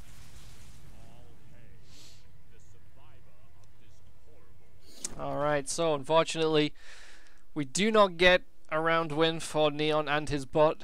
We can hold out hope. It may come eventually. It was really close. They did manage to take down one, but Brod just being too defensive and having that revive ready.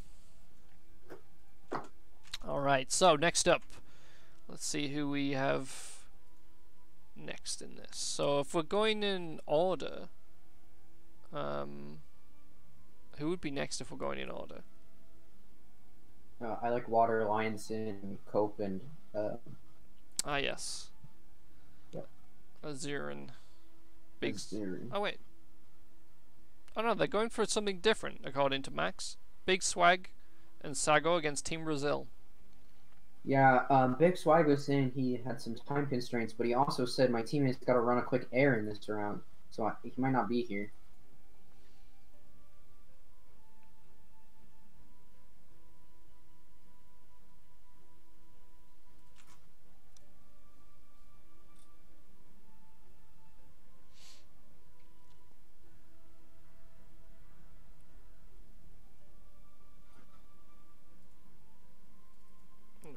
Is the lobby open? If it is, I'll jump in and wait. Okay, I mean we have Sago and Big Swag in the lobby, so they're ready and waiting. Is this Team Brazil? Cool. Oh, everyone's here. Are you here? No, I'm not in yet. Alright, we're just waiting for you then. Yeah, I can. This lobby wouldn't show up, but I should be joining now. Okay, I'm in. Alright. Alright. So looks like we might be getting into this pretty quickly. So, on the left-hand side, we got Sago and Big Swag with the plus healing. I don't think he had that last time. Also has some plus speed. And on the right-hand side, we've got Ace in full default and Julian in plus earth. And some plus health as well. So very tanky. Alright, it looks like everyone is ready to go. Everyone's ready. Let's start this up.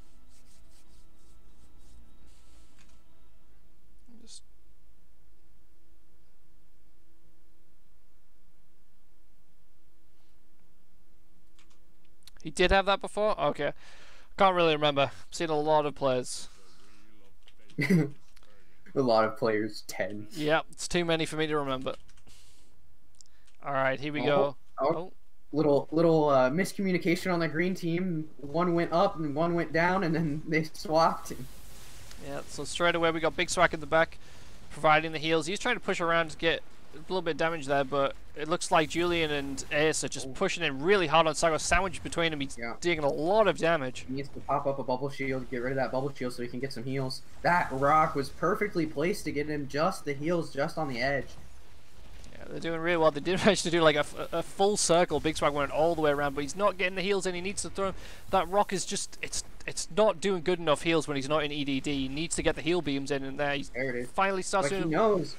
Yeah, Julian. Oh no, sorry, Ace was blocking those heals and doing really well. Swag knows that Ace has been blocking these heals every match, so he's actually playing really good. He's only healing beam when he knows that Ace can't be in a position to get it done, and then cutting it off as fast as possible, pretty much. Yeah, he's making use of obviously he's switching up and using the healing rocks instead of the beam. But the problem is that if Sago's not in EDD, that still it basically does barely any healing compared, because it does the damage of the rock if you make direct contact with him. He needs to start using shards instead. I think he's doing a pretty good job hitting the rock on a spot near him, though, and from what I've seen at least. Oh, Julian is completely frozen here. There's no way they could shatter him, though, with all the plus rock he's got, but he still will end up going down to the QER. I did not expect that. Freeze really came in clutch for Sago, because he was really low, and it looked like he was going to get taken out. Looks like Ace did so much damage to himself there, and very surprisingly, Sago and Big Swag actually take that round. I did not see that coming. Yeah, that was a really good comeback from them. This round, we should see the revives coming out as long as it doesn't end too quickly. I think I almost saw one of the green team going for a magic at the end there. It may have been a misclick, but it's potentially that they may start trying to use other ones, Conflag being obviously the main one. It's a very strong magic to use in these fights. The healing beam from Ace just keeps getting knocked down over and over again by the other beam from Swag. And Ace is now waterlogged. Can they get a nice freeze off on him? Now would be the time. Nope, they get rid of it. Yeah, it would have been really good if they had that communication there when water pushing him into it, but yeah, using that mixture of fire and water didn't really work out. Sago trying to get in between. He's doing a lot of damage, but it looks like Ace is managing to fall back and get those heals from Julian. So theoretically, if you charge the rocks the perfect amount, you could always land it where it heals but doesn't hit a teammate, right? Yeah, if you get it to the right amount, you can make it fall back. Obviously, I think the longer you charge it, the more healing you get out of it. Oh, that's lame. But then you need to kind of like get that judgment right. So even if you make it so it doesn't hit them directly, you're getting less heals out of it because it hasn't been charged as much. So ideally, you would hit a wall next to them, or if they're in EDD, hit them directly. So, but I still think shards are the better way to go when they're not in EDD. But they're nice shot by BigSwag that he's firing it up against that wall, so he could get that teleport. Oh, and he gets him with the rock.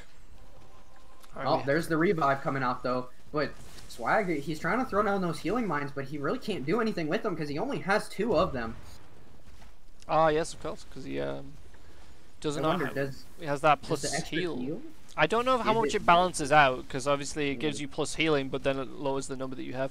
Alright, Ace is coming around the back. He does get shot by that pistol, taking a lot of damage. This may have been a bad move by Ace.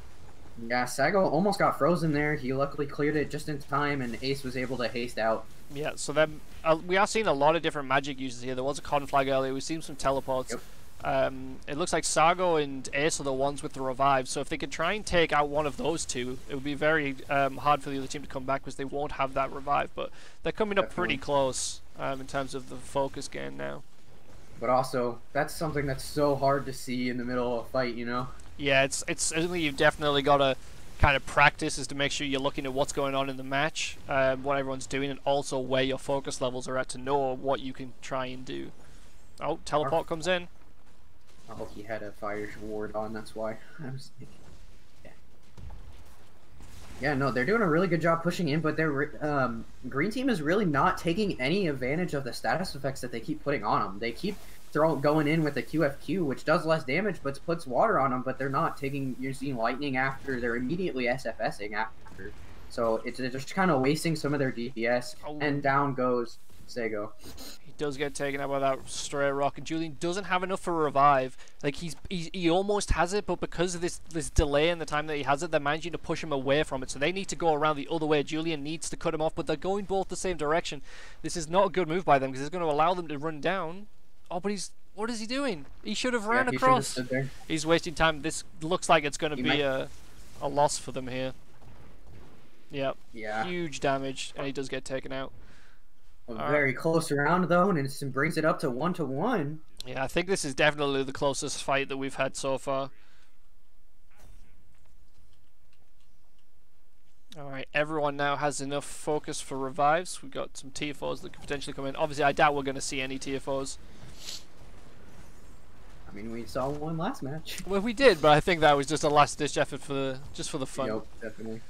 Alright, so here we got this kind of 1v1 with the supports in the back. Ace coming around the back. He's going to try and cut off those supports best as he can. Does get the freeze. Sago taking a lot of damage. Tries to get the heals in, and he does get taken out. Really good job by Julian there. They were very evenly matched, but he missed the revive. Swag was not focusing on cutting off the heals. Swag's just missed the revive. Oh no, I wonder if that was a bug on his end where the body was in the wrong spot. I mean, you'd think it must be, like, obviously sometimes when they die the bodies do end up in different places, so you need to pay attention to that. So we don't know what it would look like on his screen, but honestly, the way that he was going to use that revive was not very good in my opinion, because he moved back around the wall and then tried to use it, so his partner would have actually been away from him when he got revived. So it could have ended badly anyway. Alright, so let's see if they can take this as a match point for the red team. Oh, Sago already really frozen, but they're not going to continue to push it,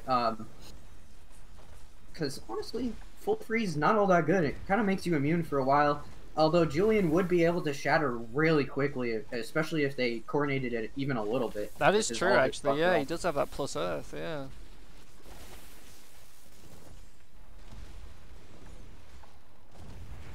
Oh, he almost gets the freeze. Oh, He's going for it again. He does get the ward on Keep though. pushing it. There's the ward. Yep.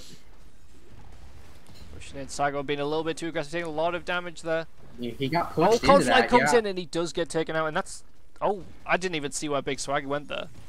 Swag blinked into the back to try to dodge the Conflict, but still got hit by it, I'm pretty sure.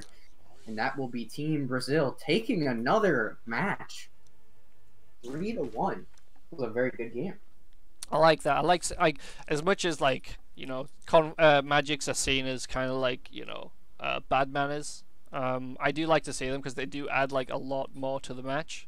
You've really got to be focused because obviously you can you know, block those conflags and things. It comes out fast, but if you're paying attention, you can do it, and it's very interesting. Obviously, teleports are all over the place. Everyone uses them, but I like to see other ones being used as well. All right, next up we have Asuryan and Kop against I Like Water and Lion Sin of Pride.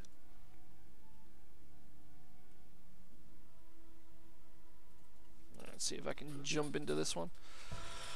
Yep, alright, lobby is open and ready. You can do it, Wizard Wars. You can do it. Nope, hagfish. Oh. It's okay. For some reason I get like hagfishes. And then it'll let me join the next time I try. Good times.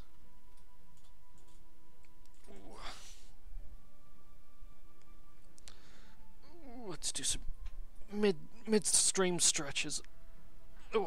So, back when the game was alive, did it put the spectator controls in the chat? I feel like it didn't. No, it did. I'm pretty certain it always used to list them out when you first joined. One thing I'd be interested to see is if the spectator still has the bug in Warfare where it displays the tokens incorrectly. Probably. I'm amazed that never got resolved. To be honest, when the game was up, like. Yes, Zippy, Team Brazil did win that game 3-1. It was a watching during the league. OG versus Liquid. Come on, bro. Neither of those teams are even good. Team Secret all the way. Oh, this isn't definitely not my knowledge base. Don't follow it. Is that Dota? Is that, or is that League? Yep. That's Dota. Okay. That's Dota. Yeah, I don't know anything about it. All right, let's see if everyone's ready. Are you ready, DDH? Yup. All right, cool. Looks like we've got everyone ready inside of here. I'm just gonna start. Yeah. All right. So left-hand side we've got Lion Sin of Pride and I Like Water. Right-hand side we've got Asuryan and Kop. So everyone here in default stats. We've got the double blasters on this side. I don't think we actually saw the blasters being used at all in their last fight. I think it just ended a little bit too quickly for them to make use of it. Yeah, definitely. I'd like to see them come out. They are good. I'd like to see, honestly, I'd like to see a start shot. Like right here is when I would say, because everyone's going to come out of the gate with a rock ward on. You know, you're not going to get too much damage with that, but no one's going to come out of the gate with an arcane ward on. I mean, while I get where you're coming from, but the problem with that distance they have to cover, there's the blaster has quite a bit of spread with the 3 shots that it fires out. Oh, and Kop has gone down already. Kop's gone down, and Asuryan's completely frozen. The rock's fully charged up. 2 rocks to the face, and he's down. Wow, we were stuck talking about the blaster, and we didn't even know. I mean, it was on my screen, so everyone did manage to see that, but I did not manage to catch what happened to Kop. He just went down straight away. So really well done by Water and Lion Sin of Pride. All right, round 2. Already, Asuryan's taking a lot of damage here, and Kop's completely frozen and took a rock to the face. Holy cow! I think that might have been what happened last time. Huge damage on Kop. Yeah, and Kop's, he needs to blink out or something. There it is. He needs to throw up a wall and just keep backing up. Oh, he's staying alive best he can, but he needs to get those walls down. He needs to start healing up. Oh, a nice little water storm keeps him alive there. Ooh. Oh, and he's down. Oh, I didn't even... That's just a bit of BM, in my opinion, using that teleport. He did not need to do that. But this is definitely not looking good for Asuryan and Kop. They're just getting taken out so quickly at the start. Yeah. I think it's the freezes. I think they're really catching out the other team, and it's allowing them to just get in a lot of damage. They're not really getting any support either. It's kind of like two separate fights. Asuryan taking a lot of damage, and Kop is not providing any support. He was standing in a storm there and took a lightning hit at the same time. They're doing a very good job using their... green team was doing a very good job using the status effects to their advantage. They would get them wet and then almost instantly do a lightning. And it was working really well for them. Yeah, I think there just wasn't very much... like, there wasn't any really team play between Asuryan and Kop. Like, I say that Asuryan taking huge damage from that storm that he was inside of, and Kop just wasn't healing him up. Yep. Not enough communication.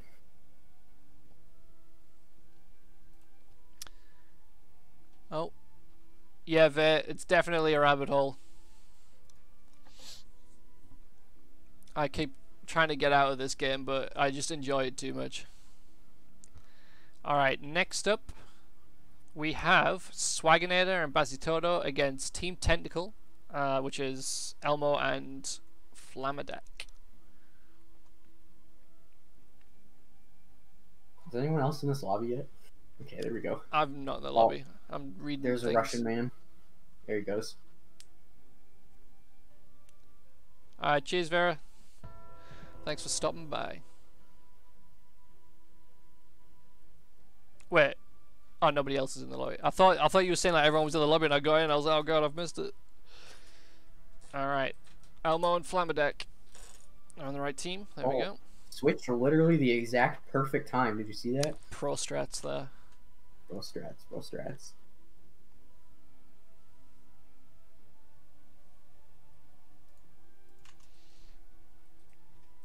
So you looking for red team? You thinking red team's gonna win this one?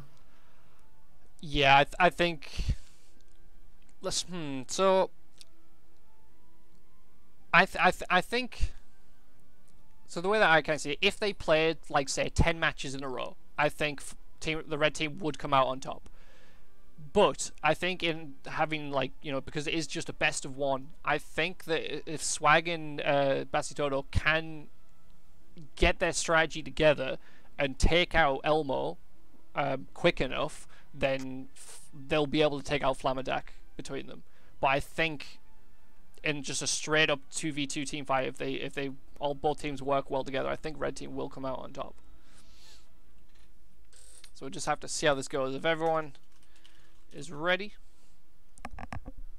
we'll jump into this. So again, green side, all null stats. Red side, we've got Elmo in the plus shield and plus arcane. And we've got Flamadak with the null stats as well. Alright, looks like everyone is ready. Interesting thing to know, both Swag and Bacitoto are both using arcane weapons. So we've got the arcane mace and that arcane sword, or the rune sword? I think it's the rune blade or something like that. Alright, let's see how this one turns out. So this one I think should hopefully be a good match, in my opinion. Yes. Alright, straight away you can see Swag going for the EQQ. Just yeah, he's trying to get in there as best as he can. He's going to go aggressive and do as much damage as possible. Elmo has a very good ward for not getting random elemental rocks to just put status effects on him right now, though. Well, I guess he changed it now, but... Bacitoto's taking a lot of damage. Swag coming in with the heals. Will he be able to get the heals? Nope, here goes the heal blocks, and the mines don't come out in time. Yeah, really well done by Flamadak there, cutting off that heal beam at the right time. Swag now on his own. See if he can stay alive until he gets 3 levels of focus. Oh, nice. Lightning heals. I like it. Is he going to just try to turtle here? Nope, he is going to go for an attack. It takes a whole bunch of damage, way more than he does, though, and now he's just going to get pushed back. He's going to keep just walking back. Will he be able to get off the heals? I don't know. Oh. He's on fire. There's the lightning coming out again, and it'll quickly heal him up, but I don't think it's going to be enough with the QERs coming out. Definitely won't be enough. Yeah, does get taken down. See, another thing as well with Elmo using that plus shield is that because he can half ward, and since he takes less damage, it's gonna be a lot harder for him to actually take him down. Yep. So like he almost did. Swag was really low. Oh, rock straight to Swag's face there. Oh, and the Quake doesn't get off on Flame. He has it warded in time, and now it's just he spent so much time getting that cast off, and he just can't do anything from it. Yeah, but Swag's really low there. He can't try to get back up. Flam's actually changed to go for Bacitoto. Teleport comes in for Swag, tries to get behind him. They're both very low. Is he going to get the freeze? He doesn't get frozen, but he's really low. Can he do it? With the mines, he had a perfect ward on the mines. Perfect ward again and again and again. Swag is doing great on the defense here, but Bacitoto ends up killing himself with his own wall that Flame ends up igniting. Yeah, that was really well done by Flamadak. He switched to Bacitoto when he was trying to heal up Swaginator, so he was a little bit distracted and allowed him to get off huge chunks of damage. And Flamadak actually does get taken down by his teammate, but they do win that round successfully. So now we're almost at the point where we're going to have revives, so maybe they can try and hold on like a little bit longer, but it looks like this is definitely going in Team Red's favor. Oh, Flamadak trying to do a lemon ball there, didn't really work out for him. Oh, lightning arcing off both of the players on green team, taking a whole bunch of damage, but Bacitoto gets back, and Swag gets in a really good position to do a whole bunch of damage to Flame. Will he be able to finish him off here? Flame on the defensive, perfect storms, and the DSF kills him. That was really good. Elmo doesn't quite have enough for the revive, and he does actually get taken out. That was really well done by Red Team. They managed to capitalize on that. Swag being super aggressive, took down Flamadak, and then Bacitoto coming in with the additional damage from the side there. Really well done by them. The pulse shield just gives more space for the lightning to arc off the rocks when you're throwing down walls. Oh, of course, yes, because you get those extra segments to the wall. Oh, Swag taking a lot of damage here. They're both focus firing on him. Bacitoto trying to help out as best as he can. He does manage to get those heals in. Yeah, he was doing a good job trying to take focus away from Swag, but he ended up deciding that he just needed to get in a better position to go back and heal. And Swag teleported in to try to take down Flame, and Flame is looking pretty low, but the healing mines will go off and bring him back up to almost full health. But Swag is just in there doing a ton of damage. One gets healed back up, but the other gets low. Oh, it's getting really close. He gets massively pushed up into the air. That's going to slow him down a whole ton, and from it, he's going to take enough damage to die. Oh, Bacitoto does have enough for the revive. He does manage to get up, but it looks like Bacitoto may end up going down. Swag does not have enough to revive him, so this may be the end for the green team. They bounce him up, but yeah, it's not going to be enough. That QER comes out and takes him. Team Tentacle takes it 3-1. Looking pretty dominant. Yeah, they're looking very strong there. I think Swag may have been hoping that he had enough focus there to use a conflag, because he went in real hard to take out, and he was doing so well. And if he was a tiny bit away from having 2 levels of focus to be able to use conflag, I think they would have actually been able to manage to take them out there. But unfortunate on that timing. But really good effort for them. I see Flamadak and Elmo is the favorites in this, but Swag and Bacitoto managing to take a round on them, making them pretty strong contenders. Definitely. But next round, we should have Team Brazil against Team Tentacle. That will be a match right there. That will be. Soon the voting will be up, I hope, as soon as the numbers get entered in. Oh, let me switch Max over. is currently typing, so. Let me switch over to this so you guys can see what the bracket currently looks like. And there it is. So it looks like we're going to have I Like Water and Lionson versus Swag and Sago first to start out the game. And Team Tentacle versus Team Brazil will be our last match of this round. Which is unfortunate, because that feels like it should be the grand finals, you know? Yeah, that's why I really hope that we would, they will get kind of like that separate top 4 kind of thing. Together, because obviously with the number of rounds that we have here, you don't get to fight every team. And such, but I mean, it kind of works out that you do fight the kind of like the top levels. But I would just like to crown like an overall winner and just say, okay, you know, this is a single elimination part of that tournament. So I would love to see like the the 2 top position teams fighting out at the very end to kind of get that prize. Definitely.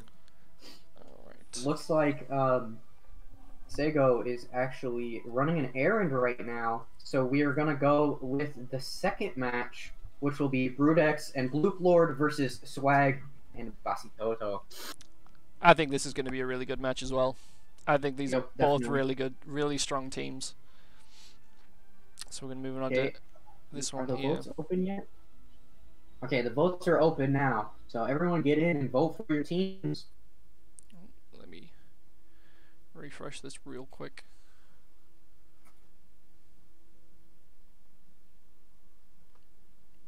Okay. Let me just switch back to this. I'll see if I can jump into the lobby. Dimmy, yeah, I guess we could do an interview with the winners. I say I want to see how. Well, obviously, I guess it depends on time and how the organizer feels. Like personally, I would say like I'd like to see that kind of like tournament style thing at the end. But if not, we'll just we'll go with the ranked #1 and see who wins. Because obviously it will give us that rank, but sometimes you can get those situations where they are matched up exactly with each other in the rankings.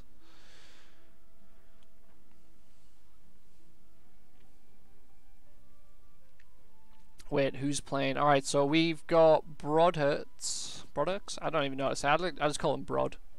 Brod and Blooplord against Swag and Bacitoto. Yup. Jumping in the lobby now.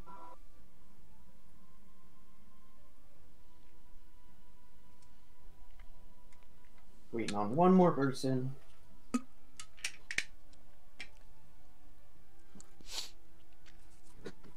Alright, looks like we have everyone in.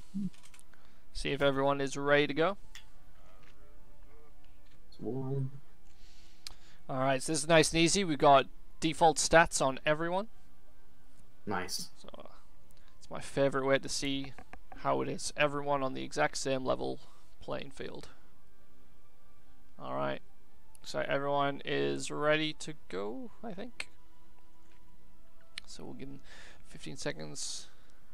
Oh, someone starts it. So on our left side we have Brod and Bloop, and on our right side we have Bacitoto and Swag. Who do you think is gonna win this one? Honestly, I can't call it. I think this is such an even matchup, in my opinion. Like Brod is I think Swag and Bacitoto have like a more balanced level between them. Brod and Bloop obviously have a kind of a difference. Brod being a lot stronger, so I have to see how it kind of pairs off in this. Bloop is looking pretty low though. Swag definitely was really low when he got that freeze off, but he got healed back up by his teammate. He's in very deep, but we all know that's how he likes to play. And down goes Bloop. Yeah, Swaginator, like I said right at the start, he's such an aggressive player. He's really good at getting in there and just doing much damage. And Bacitoto is doing so well as kind of counteracting that, like benefiting that. I don't even know what word to use, but providing those heals to support Swag's playstyle. Teleport comes in, Brod's taking a lot of damage, and he does get taken out. I mean, after that first round, it looked pretty decisive, dominated win from Swag and Bacitoto. We'll have to see if Brod and Bloop can turn this around.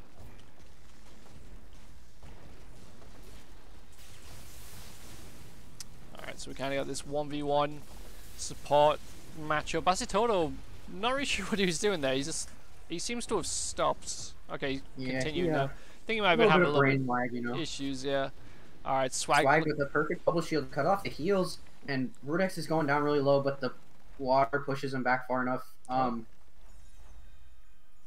Unfortunately, we can't see the chat, so...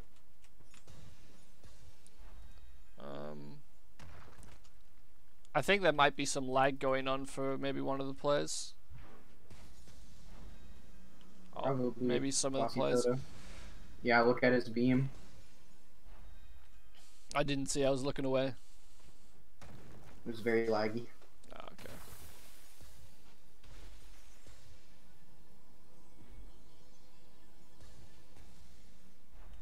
Yeah, okay, I see what you mean.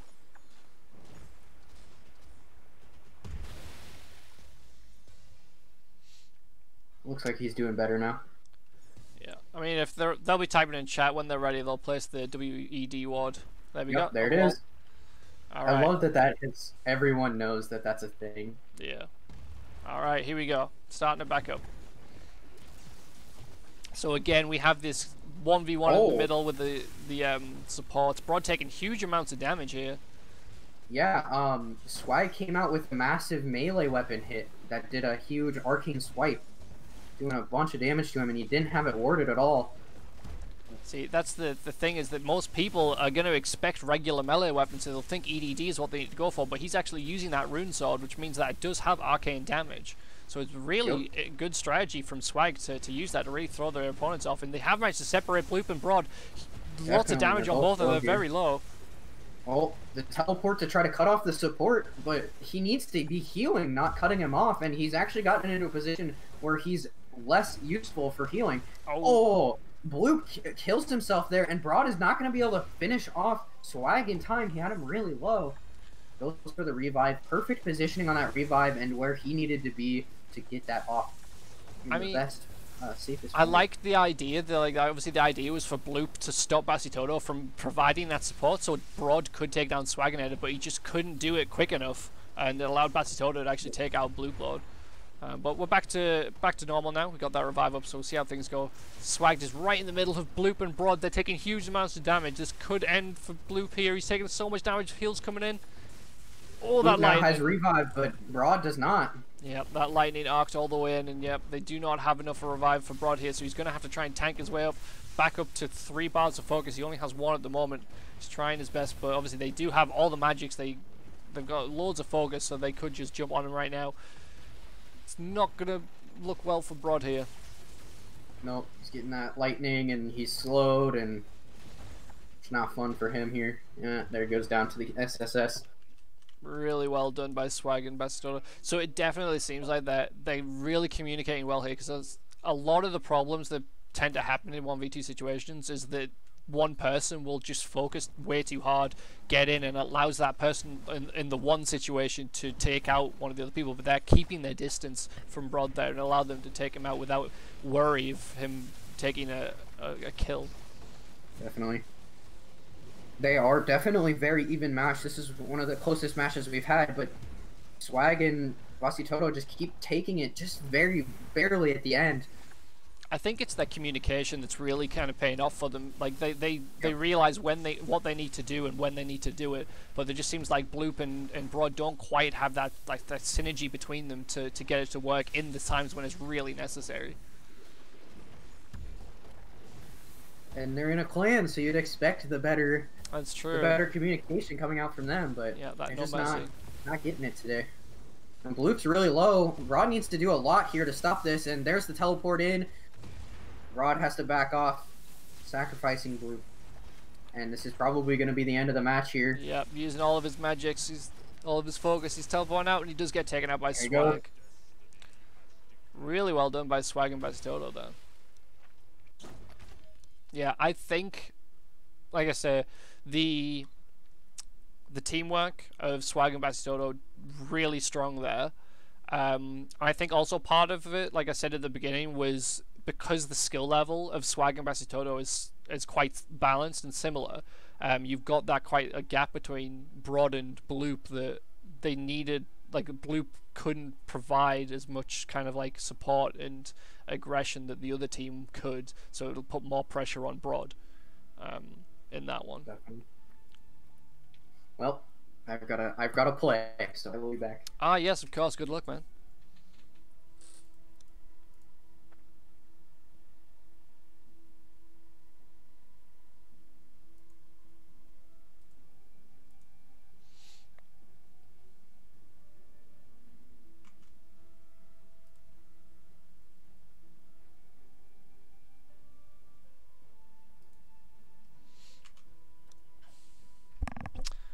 Alright, so next round we've got Neon with his bot against Bettenko and DDH. So obviously DDH has just left to go join his team, so we won't have him for the co-cast right now.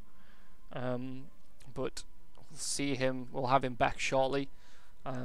Ready for this. So he's on the wrong side. I don't know if he has the switch teams. I don't think he does. I think DDH is going to have to get leave and come back.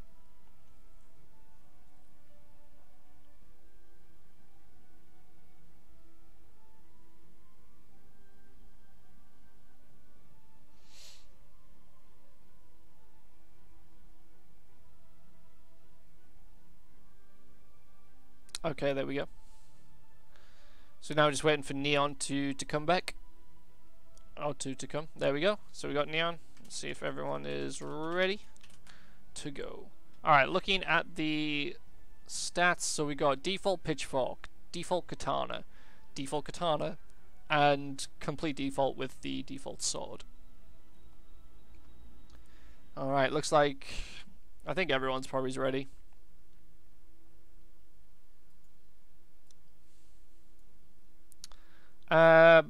You know what, I'm alright, Zippy.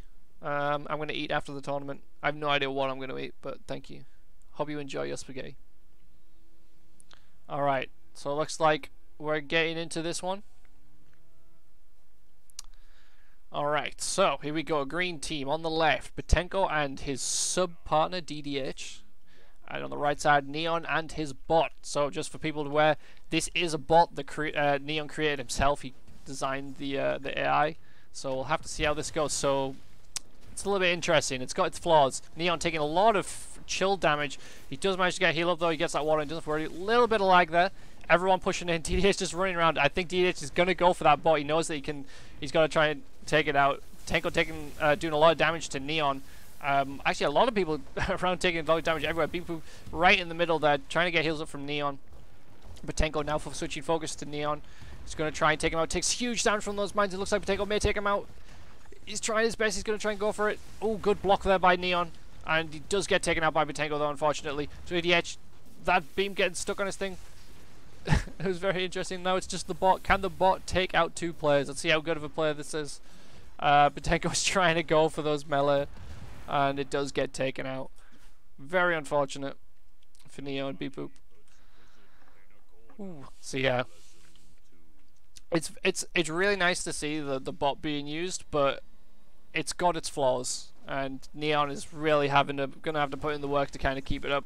Especially because it looks like DDH just straight away he's going to focus that, so he's going to stop those heals coming in. Straight away DDH is going for a Beep Boop, taking huge amounts of damage from that beam. Bettenko and Neon fighting out, and he does get taken out by DDH, the bot. I think that was a quick rock into lightning there, and DDH now taking a lot of damage. Can Neon take him out? He's going to have to block. He almost gets a teleport by DDH, barely gets out of the way. Neon tries to teleport, but he gets caught into the wall, and he kind of just gives up. Really unfortunate there. If that was the old school teleport where it had a much larger range, I think he would have made it across that fine, but the distance of where he was here just forced him into that wall, so unfortunate for Neon. Alright, here we go. I think again, Bettenko's taking a lot of damage. Again, DDH is going to push around. He knows to go for that bot.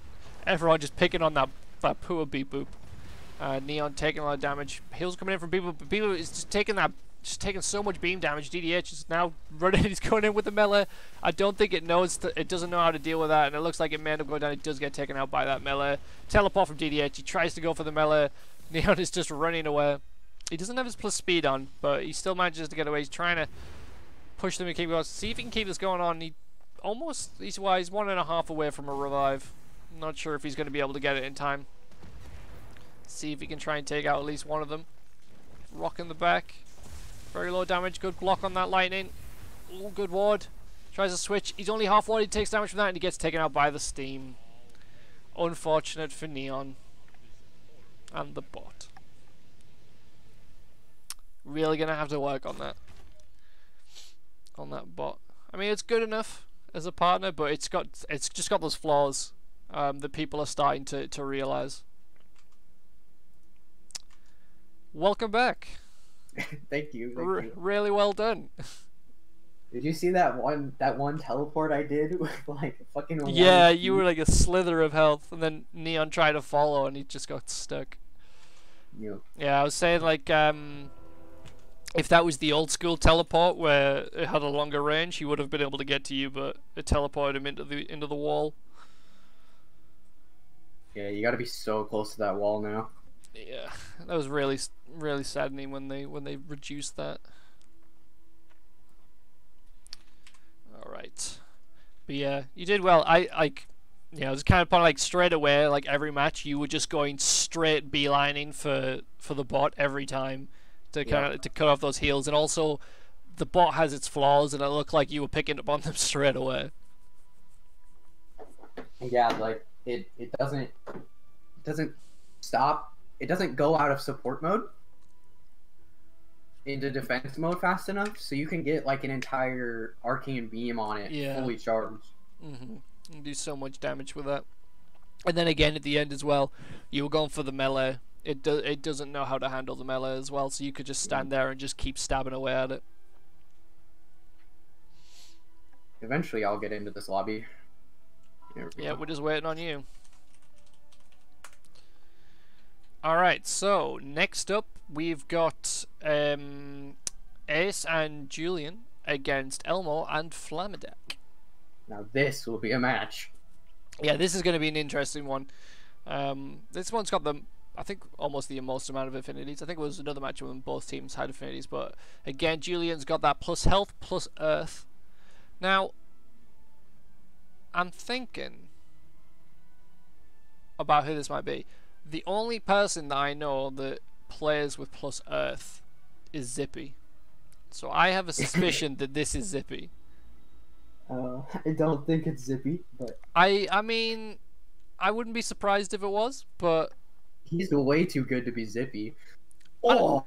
I don't know. Zippy tends to come... He tends to keep his skills, so it could be him, it could not be him.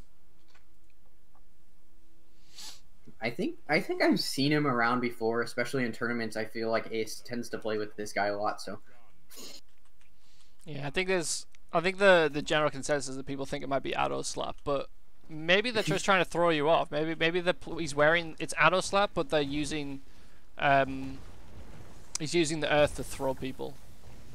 Yeah. Oh, Flame taking a whole bunch of damage, but they're not going to be able to get into a position where they can cut off the heals, especially when they don't have any focus to get a TP in. Yeah, it's a lot harder at the start here to do that, but nice little fight here in the middle. Elmo, I thought he was just trying to heal shards there, but... Yeah, it like came out really weird. Alright, a lot of damage going in. Ace is taking a lot of damage in the back. Flam's now trying to push in. He's trying to separate between the two. Ace was healing him up, and it looks like he's left himself open to be taking a lot of damage here. Elmo's heal shards hit Ace for a whole bunch of healing right there. Yeah, can be a little bit awkward. The thing is as well, because he has that plus shield, those shards obviously are not doing as much healing, but they still do the same amount as damage, so he has to be careful with his healed projectiles. Oh, they're so low. Julian needs to defend here. Just throw up some walls. Yep, just back and throw, back and wall, back and wall. Yep, good heals by Ace there, but now he's very low. They're having to switch positions, and Flam is just getting in between them. He's going to try and stop him. Water pushes him for a little bit. Big lightning damage. So low. Good TP. Does manage to get out. Ace kind of needs to TP back to him too, I think. Oh, Flam's so low here. Will he be able to take out? No. Oh, if he got the hatchet. That would have been good if he got that hatchet. Yeah.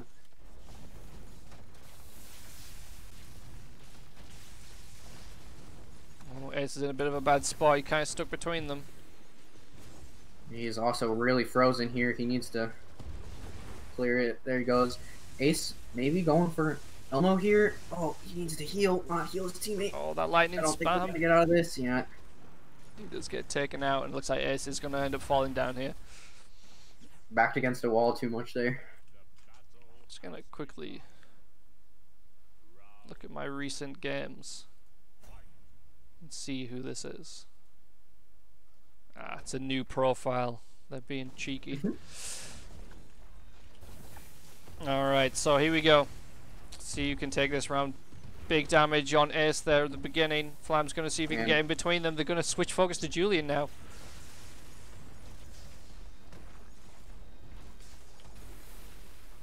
Yeah, Julian's getting low, Ace is getting low. They're having a hard time getting the defenses up, and Flame is just really pushing them. Always getting in the middle here. I think this is honestly the best strategy when you against this kind of support style that they've been running this whole time. Oh, he tries to haste out and get some heals in, but he starts switching this out now. Ace is pretty low. He's trying his best to stay alive, and Ace does go down, gets taken out by Flamadak. Now Julian doesn't have enough for a revive, and he is going to get taken out. Revives from Flame. Flame has a revive, and probably at this round, Green Team will have revives too, as long as they don't waste any focus. So we'll see those coming in. Julian really pushing in hard here. Not really caring about anything. He's just getting in deep, but he's damage. taking way too much damage. There, he was under like 2 storms there, and he died middle of teleport. So that's just gonna be the end right there. Oh wow, that was just so fast. I mean, you gotta do something. He tried to go for the harder, the more aggressive play, and it just didn't end up working out for him. You know. I was about to click to stop recording there. Well, I mean, I'm not recording, I'm just streaming, but I was about to press the button because I'm so used to doing that at the end of matches. Yeah, really well done by Dragon and by Flamadak and Elmo there. They're doing really well in this tournament so far. So far, like, I thought that was going to be a lot more even than it was. Like, they did well to stay alive, but ultimately, again, it was just in Flam and Elmo's favor. They just seemed like they were just had the overwhelming power. Yeah, definitely. Alright, so last up for this round, we have BigSwag and Sago against Alec Water and Lion of Pride. Now, which team do you think's taking this one? I honestly don't know, but actually, I don't know. I personally think Alec Water and Lion of Pride will take it, but 67% of the votes say otherwise.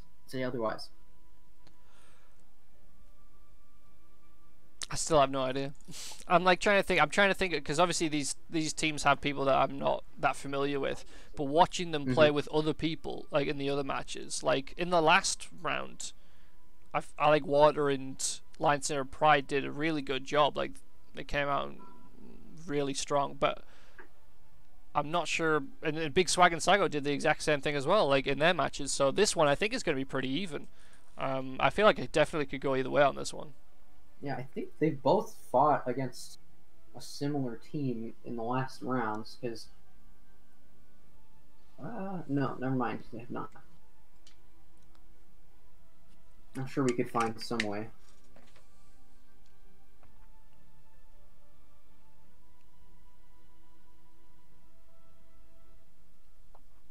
The only people BigSwag and Sago have lost even one round to is Team Brazil, and they're looking pretty dominant. So, yep. All right, here we go. Let's see. So everyone, I think, is potentially on null stats. I think BigSwag actually he has that. I can't remember what I think it was. It might have been plus healing. There's a little plus speed too, wasn't it? I think so. He is wearing that kind of like speedster robe. Alright, so straight away Alec Water and Lion of Pride have really pushed them back into this corner over here. It looks like Alec Water was potentially thinking about going up around the back to see if he can get in the back, but it looks like he's opted to not go for that, to try and keep that support on Lion of Pride. I think it would be a good play. You got to be able to get up there really quick, though, and that's kind of those situations where haste would come in really handy, because you could get up there and get around two behind them as fast as possible, and then you're in a much better position to cut off their support, and you don't want to leave your teammate without support for too long. Yeah, so it's one thing that's just made me kind of think about is that at least for the next tournaments, we need people to be on equal footing, because I think that some people don't have the magic switch patch, because you can have the ability to switch magics mid-game, so you can switch to haste if you need it, or switch to teleport, and I think some people obviously have that and some people don't, so I think we need to make sure that people do have that for the next ones. Honestly, I think we should probably release the patch that makes that default. Yeah, we'll have to see if he'll do that or not. Alright, so Sago in a bit of a bad spot. He was sandwiched between two teleports out. BigSwag trying to get those heals in. He gets water pushed by Lion of Pride, so now he is behind him, so he can get those spells. But big damage on Sago. He didn't manage to ward those mines in time. Yeah, Lion of Pride should have pushed Swag the other direction, and it would have completely fucked their game plan, and it would have probably ended this round right there. But this is a really even round, and they've been playing this for a pretty long time, and we're going back and forth on whose side of the map we're on and who's got the kind of advantage here. Yeah, so Alec Water here has actually opted to go around the back to attack BigSwag in the back, but he's on such low health when he did so. He's not been able to capitalize on this. He's keeping having to fall back. Flag comes in, does manage to hit him. Isn't quite enough. He was stuck in that water push. BigSwag could very easily take out Water here. He could have just used lightning, and it probably would have been enough. He was wet and he was watered the wrong thing. I think when you do these kind of oh no, locked him against the wall there. Right. I think when you do these kind of going around the back splits, you have to be more confident in your 1v1s than the other team would be confident in their 1v1s because they're closer to get the support. You know. Yeah, very true. And so in the end, the team that was the most aggressive at the beginning and at the end ends up taking that round. Yeah, it really is. Yeah, I see some people kind of like mentioning about that stun lock, or you know, that QQQ lock. I see nothing wrong with that. It was. I think as long as it's only just like one QQQ. Yeah, I mean with that one, because he was just holding him against the wall.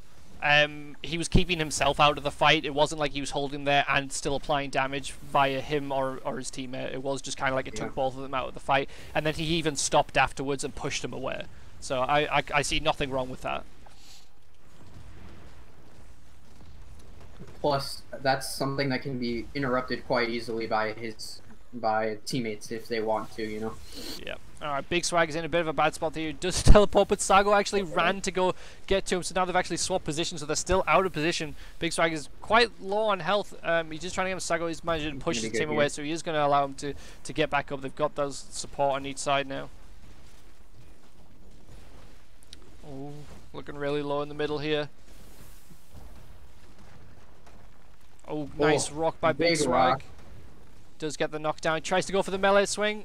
Oh, Sago's extremely low. He's trying to get the ward and teleports out. Where is he? Oh, another teleport. There's the blaster. Yep, he needed to blink out faster there. He got the blaster kill. That does so much damage. It does, what, 450 damage if all 3 shots hit? From the fly? Yeah, about that. No, from the blaster, sorry. Oh, I have no idea. Because it's 150 damage per shot. And I think it fires 3 shots. Alright, so we got 2 rounds for Water and Lion Center Pride. We're going to have to see if Sago and Big Swag can bring this back. Big Swag really far away trying to support Sago. Alec Water could very easily kind of get in the way of this. Yeah, and he's starting to cut into it, but he's not doing it quite enough. He is getting water pushed now. He was in a position where he could cut off the heal beams pretty quick if he needed to, which is the main problem, you know. I feel like he could have capitalized on it, but Sago gets frozen. He's about to be frozen again too. No, the healing fire comes out, keeps him alive, keeps him from being frozen. And now, red team back in the same corner they died in the last 2 times. They need to get out of here, but Swago's not going the right out of there. Oh, a perfect rock ward to keep the quake from happening on Lion City Pride, but he does end up going down. Yeah, that was really nicely done by Lion Center Pride. He kept, of Sago. He kept an eye on what was going on for Big Swag, and he turned around and fired that rock at the perfect time. Alec Water's very low on health. He almost has enough for a rev, but he's gonna take him out. Yeah, they managed to split around the back and stop him from staying alive there. So here we do have the red team possibly bringing it back. We'll see how this goes. It is quite even. See how reverse this sweep. out. Here we go. Would be nice to see how this most even fight. Alright, Sago taking a lot, potentially getting frozen. Okay, gets the ward and the fire heals on them there. I feel like fire freezes a lot slower than it used to. Unfreezes a lot slower than it used to. I mean, I think it's just like a matter of when the tick gets applied. Nice, perfect. Oh, they're getting them separated. Lion Center Pride is very low at the moment. They could switch their attention to Lion Center Pride, but Big Swag's actually trying to go for Alec Water instead. I think they should go the other way. Lion Center Pride does teleport out to keep himself alive. Alec Water needs to get around. He's so low. He's gonna be. Oh, the rock comes in. He does take him out. He doesn't have rev anymore because he wasted it to try to heal Lion Center Pride earlier and completely missed it. I think it was a misclick. I don't think I noticed that one. Did he? He tried to use the revive to keep him alive. Is that what it was? I mean, he casted it in like the bottom corner of the map. I don't think it even hit anybody. So, I mean, that kind of just threw the round for them. And they won't have enough. And Lion Center Pride keeps being the one that gets to end up taking out first. Honestly, I think Lion Center Pride might want to sit back this one and so they can at least have a revive this round. Yeah, if Sago and Big Swag play it well here, they'll go for Lions to the Pride so they can't get that revive. But I like what he's taking a lot of damage here. He does get the support. Tries to cut off that. They actually knock each other down, Sago and Big Swag, by crossing those beams. Good switch coming out from green team. Back in line center, or back in water up, just having him be able to heal, and he just throws that healing ward on and just allows himself to just slow heal while keeping his teammate alive. That's something that I would like to see more. You got to be careful of the random rocks that get thrown out, but it's looking real cool. Let's see if Big Swag's taking a lot of damage. Let's see what happens here. Lions in a prize in the middle. Needs to heal up and switch back in here. Yeah, there you go. He switched to that ward now. He's going to start applying pressure, start healing up his team.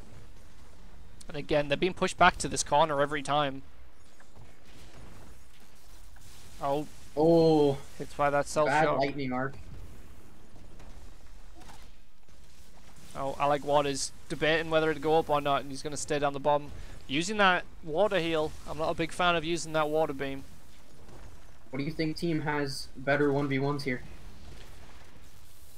I think that... Ooh, I don't know, actually. Oh, Sago almost dies, has to blink back out, and he gets knocked down. Fly completely misses because of all the teleportations. That is a huge whiff. And now they're in a really good spot to just back up and heal. That is a huge whiff from Lion. That conflag has now put them out of being able to revive. Yeah, Water almost has a new revive, though. Yeah, it's hard when you commit 3 or 2, conflag 2 or 3. 2 or 3 focus. 2 focus for just getting both people to use 1 focus, you know? So now they both still have rev. Oh, wow. They do take Sago goes down, but there should be a revive. There's the revive, but he's in a really bad spot. Perfect blink, though. Does manage to get out just in time. Just a little bit. Oh, Lion Center Pride actually doing damage to water there with that AoE lightning. Oh, nice little blaster shot there. Again, I like water. He had a half healing ward on, but I like that strategy of sitting in that EWW and then just providing the support. Definitely. But it seems, really well, honestly, Big Swagger though has been capitalizing on that. He's been really good at firing those rocks and beams past Lionson and hitting I like water. So he's been doing a really good job. Nice getting too low. He needs to throw down a bubble to try to get rid of, so he can be healed. Oh, that's all right. Big Swag was ready. He was firing those heal rocks in. Swagger was in the EDD, so he was doing fine inside that. He needs to switch. He needs to get that EDD on because he's taking those hits. Could turn around and hit him. Let's see what happens. Lions they're split up now. There's no way Swag can get heals off here. They're trying to get back together, but yeah, there's the blink. That's what's going to be needed here. And perfect heals coming out. No one to block that. Yeah, it was really good. I like Water self-shocked himself as well. When that happened. 2 really good melee swings coming out of Sago. Do about a few hundred damage just real quick. And Lion Center Pride was not expecting it. There goes the freeze. And now they're going to take that opportunity to try to focus on I like water. But the blink is enough. And look at that. A tier 4 coming out. And it kills one! He actually gets him. He managed to wall. I don't even know if that water push kept him in, like whether he would have got taken out, but really well done by I like water. I mean, it's working. They're trying their best to put him in, but they're really low. Big Swag does not have it. Too. Yeah, that was really well done. He's going to get frozen too. Do they have a rock charged up? It's not going to hit. Swag's doing a pretty good job, but he doesn't really have, with that plus heal, he doesn't have enough to 1v1. And I like water and Lion City Pride take it 3-2. Closest match we've seen by far so far. Yeah, that was really good. Almost managed to bring it back for the red team there. But that TFO, it's a risky thing. Yeah. It's risky, but it paid off. They managed to get it at just the right time.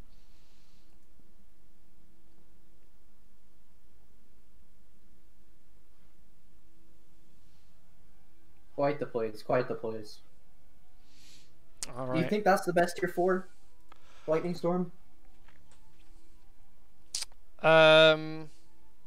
Yeah, I think it is. Because the Hailstorm and the Meteor Storm Strike, whatever, you can very easily dodge them. and get out of the Yep. way. Whereas with the lightning, you can, like, obviously it hits pretty quickly. You can't fully ward it. And it makes you wet. That extra status effect is really nice. One thing to note is that it doesn't actually wet you anymore. It's not. I think that. Oh, really? Yeah, I think I've been meaning to bring that up with. I think I may have mentioned it to Rat once. But I noticed that it doesn't actually cause the wet status anymore. At Rat, please fix. Yeah, and the thing is, I don't know if anyone else has noticed it, because everyone I see immediately goes for like cold rocks to try and freeze people, but it doesn't do anything because, like, well, it doesn't get any extra. How about the Geyser one? What do you think of that? The tier 3. That one's not very good in my opinion. It's the delay. It's similar to the meteor on the hill. Is that it's very easy to dodge, even more so. And it's very like it just doesn't come out fast enough.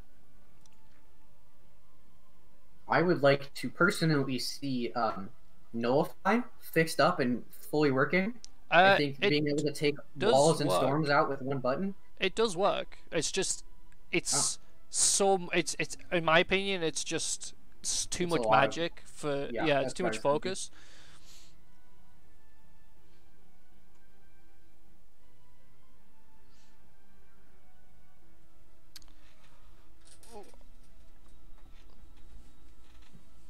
So I'm just having a look and seeing what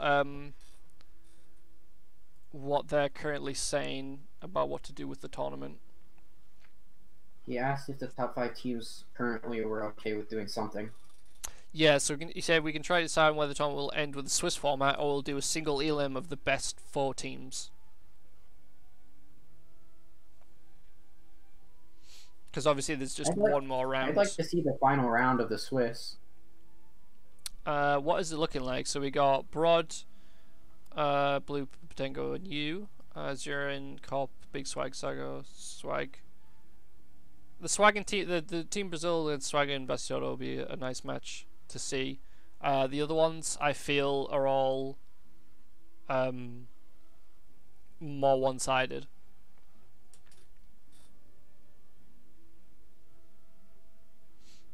Are you saying I'm not going to beat Brodherx? Come on, man.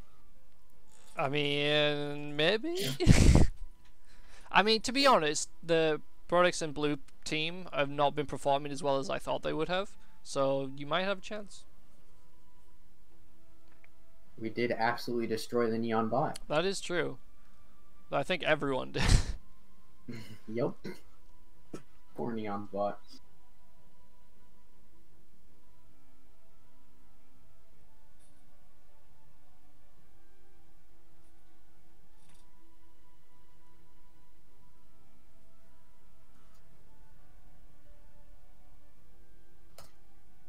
So it sounds like we're just gonna finish off with the Swiss because Dragon Lord's gotta go soon.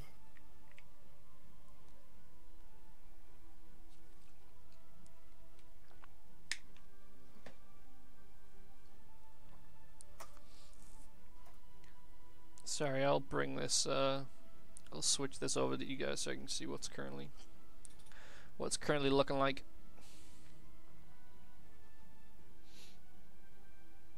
Okay, so we're going to be continuing with the Swiss system, which means that we're going to have these 4 matches here. Like I say, like down at this point, I feel like we've had the kind of like the main matches, or like kind of the even ones. This one is definitely going to be a one to watch. I feel the Team Brazil, Swag and Bacitoto. The other ones I feel like I'm a little bit more one-sided, but we'll see what happens. Looking at the actual standings at the moment, so currently Team Tentacle, Flamadak and Elmo currently sat at the top. They've won every single one of their matches, so unless I Like Water and Lionsin need to win to be able to knock these off of that top spot. But based on where they're currently at, they have only lost 1 and they've won 2 of theirs, so they have potential based on the statistics here, or based on the current standings. But I think what we're going to see is we're going to have Flamadak and Elmo at number 1, and then we're going to have it's going to be like a mix. We're going to have to see where people get placed after that. But it looks like you're up, DDH. Yep, I sure am. All right, man. Good luck. See you in a bit. Thank you.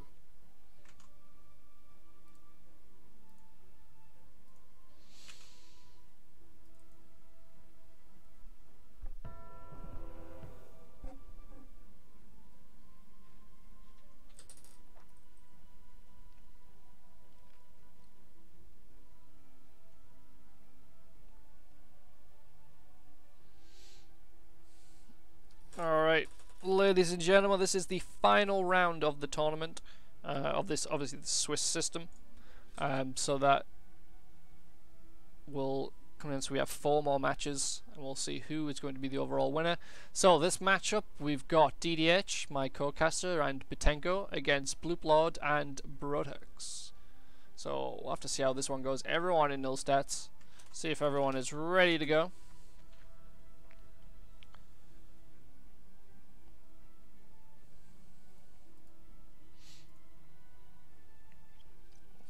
Alright, looks like we're getting underway straight away, so see how things turn out on this side. So obviously, I mean, Brodherx and Blooplord, I don't think they necessarily did a lot of practice together, but Bettenko and DDH have been just thrown together right at the beginning of this tournament because DDH is subbing in for Bettenko, so we'll see how this one turns out. Alright, here we go. So coming straight in the middle, nice cold rock there coming in from Brodherx. Does manage to get some chill on Bettenko. He's taking a lot of damage straight away. DDH is trying to heal up, but Blooplord's coming around the back. He's going to try and stop him from getting that support. Bettenko taking huge amounts of damage. DDH is trying his best to heal up, but he's just putting down healing water mines. It's not really looking so great. Bettenko gets pushed through. Brod now switching his focus to DDH. Seeing to do as much damage as possible. They are pretty low at the moment. They need to pull back and start healing. Bettenko getting launched forwards there, but DDH with the heals. Really nice done. But now Brod is in between the two players. He's going to stop them from getting any heals. DDH coming in, but he's quite low on health. Bettenko as well. He's going to try and get back. He's just trying to get the heal on. He's missing. Doesn't quite seem that the connection is quite there to be able to get that. Oh, shocks himself, but he's got those heals coming in by DDH. Nice block by Brodherx there, but DDH now switching to put down some heal rocks, but he puts out a wall for himself. Is he going to get frozen? Brod does get frozen, but Bettenko is going to stay alive. DDH is now coming back in with some more heals. He is going to try and keep alive. DDH now having to switch back. He's going to start healing up. Bettenko's coming around the back, so they're hanging in there, but this does seem quite in red team's favour at the moment. They're having a lot more pressure than Bettenko DDH, but the longer that they survive, the more focus they will get, and they may be able to pull something out of the bag. See if they can get like a bit of an upset using like a con flag or something. Blooplord pushing in. He is a little bit low on health. DDH now pushing in. Going to try and get a freeze, but unfortunately he does get knocked down. A lot of damage coming in there. A little bit of a reset. Nice damage by DDH, but traded well with Brodherx there. They're both pretty low. Bloop is pretty low on health as well. DDH really low. Teleports out. Does need to kind of to try and stay alive. Bettenko now coming in with those heals. They're going to have to switch it up. Oh, nice rock by Bloop shooting Bettenko in the back there. And now Bettenko's out of position. He's going to get attacked by both Brod and Bloop. He tried to walk through. He is going to get through, and DDH is now going to get the heals onto him. They're doing well to kind of hang in there. The position's a little bit all over the place, but they're doing well. He is in the wrong ward. He is going to get hit by a lot of damage. Brod's taking a lot of damage as well. Bettenko gets a little bit of wash push there, and now Bloop's coming in with those heals as well. Bettenko really opposite. Oh, that beam though by Bettenko. He just held it on. It did so much damage, but Bloop now does manage to heal him back up there. That was really close. Both players really low. Have to see how things turn out. Almost getting frozen. Both teams. Bettenko is really chilled. He does get the freeze. Blooplord's coming in. He's going to get the shadow. He goes for the opposite player. Blooplord. Bit of a misplay there. He should have tried to shoot Bettenko.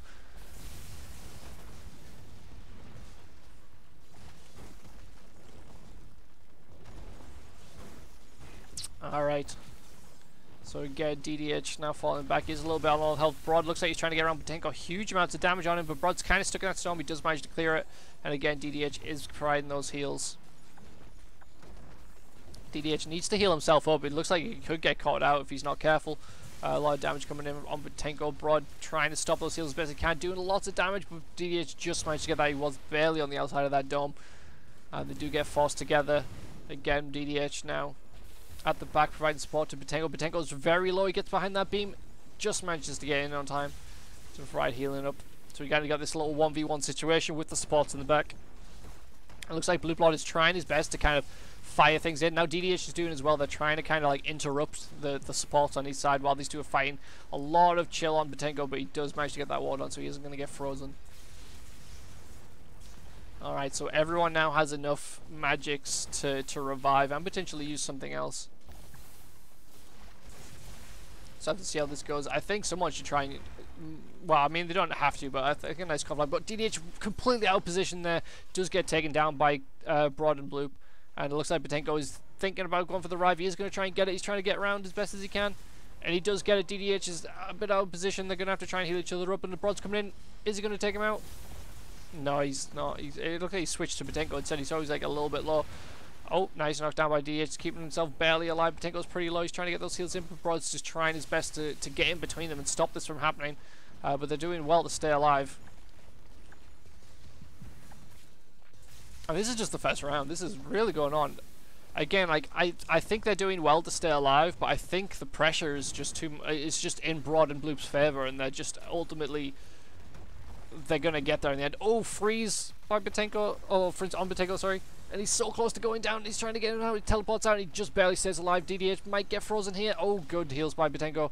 And Bloop tries to take him out, but it wasn't quite enough. Bettenko barely hanging in there. Tries to get those heals in. Nice block by Brodherx, but teleport from DDH. He does manage to get out in time.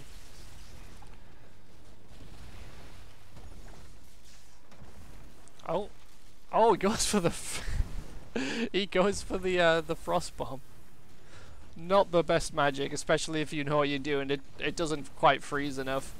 A little bit of a waste, but I think it's more for style points. Bettenko taking a lot of damage. DDH trying to get the heals in, but it looks like it might get blocked. Oh, that knockdown, actually. I don't actually know what knocked him down. But that really saved Bettenko. They're both very low. DDH getting a little bit pushed. Brodherx might nice block, but the wall comes in and pushes him. DDH... Oh, I thought that said the DDH should get taken out there, but Brod does go down, and he doesn't have enough for the revive because he did use that the frost bomb earlier. So it's going to be a win in the red team's favor. So it's quite. I want to say that it's even. Like it's you know it's lasting a while, but it just seems like it's in red team's favor at the moment. They're just being applying way too much pressure. And it doesn't seem like, unless they make a mistake, unless like they kind of overextend, I think it's going to be hard for DDH and Bettenko to be able to take a win here, especially the fact that they've got enough to revive and they're not using their, requiring to use their focus to actually do anything. Alright, so here we got the fight in the middle. Got this two little 1v1 support in the back. Brodherx doing a lot of damage to Bettenko. DDH trying to run around the back to get the Blooplord, but Bettenko taking a lot of damage in that time. He's having to fall back and try and heal up. Oh, Bettenko taking a lot of damage, and he does get taken out by the AoE of Blooplord. And DDH does not have enough for the revive, and he's going to try and have to stay alive. He's got about a 1 and a bit to take this out, but he gets a shock on himself, and it looks like... Oh, God. Wow, okay. He teleported. Because his focus did go down, but it is seeming quite laggy for DDH, and he is going to get taken out. Alright, so match point for Team Red. Let's see if Green Team can take this back at all. Oh, a lot of freeze coming in on Bettenko, but he does get those fire mines down to stop himself from being frozen. Brod taking a lot of damage as well, but nobody quite there to capitalize on it. DDH getting caught by that beam. Huge damage into DDH there, and he has to fall back. Nice heals by Bettenko, keeping him alive. DDH again, he's just standing in those beams. Blooplord really focusing him down. Teleport comes in DDH. He does manage to get out in time, but he is a little bit low on that little health. Bettenko does start healing him up. Oh, I think DDH just put a rock straight at Bettenko's back, and this may be the end for him. Oh, the heals barely come in, but then, oh, that was really good. Bettenko, Brod with the heal block. Blooplord with that melee. Really well done by them. Nice coordination, and DDH is going to go down. So that is a win in the red team's favor.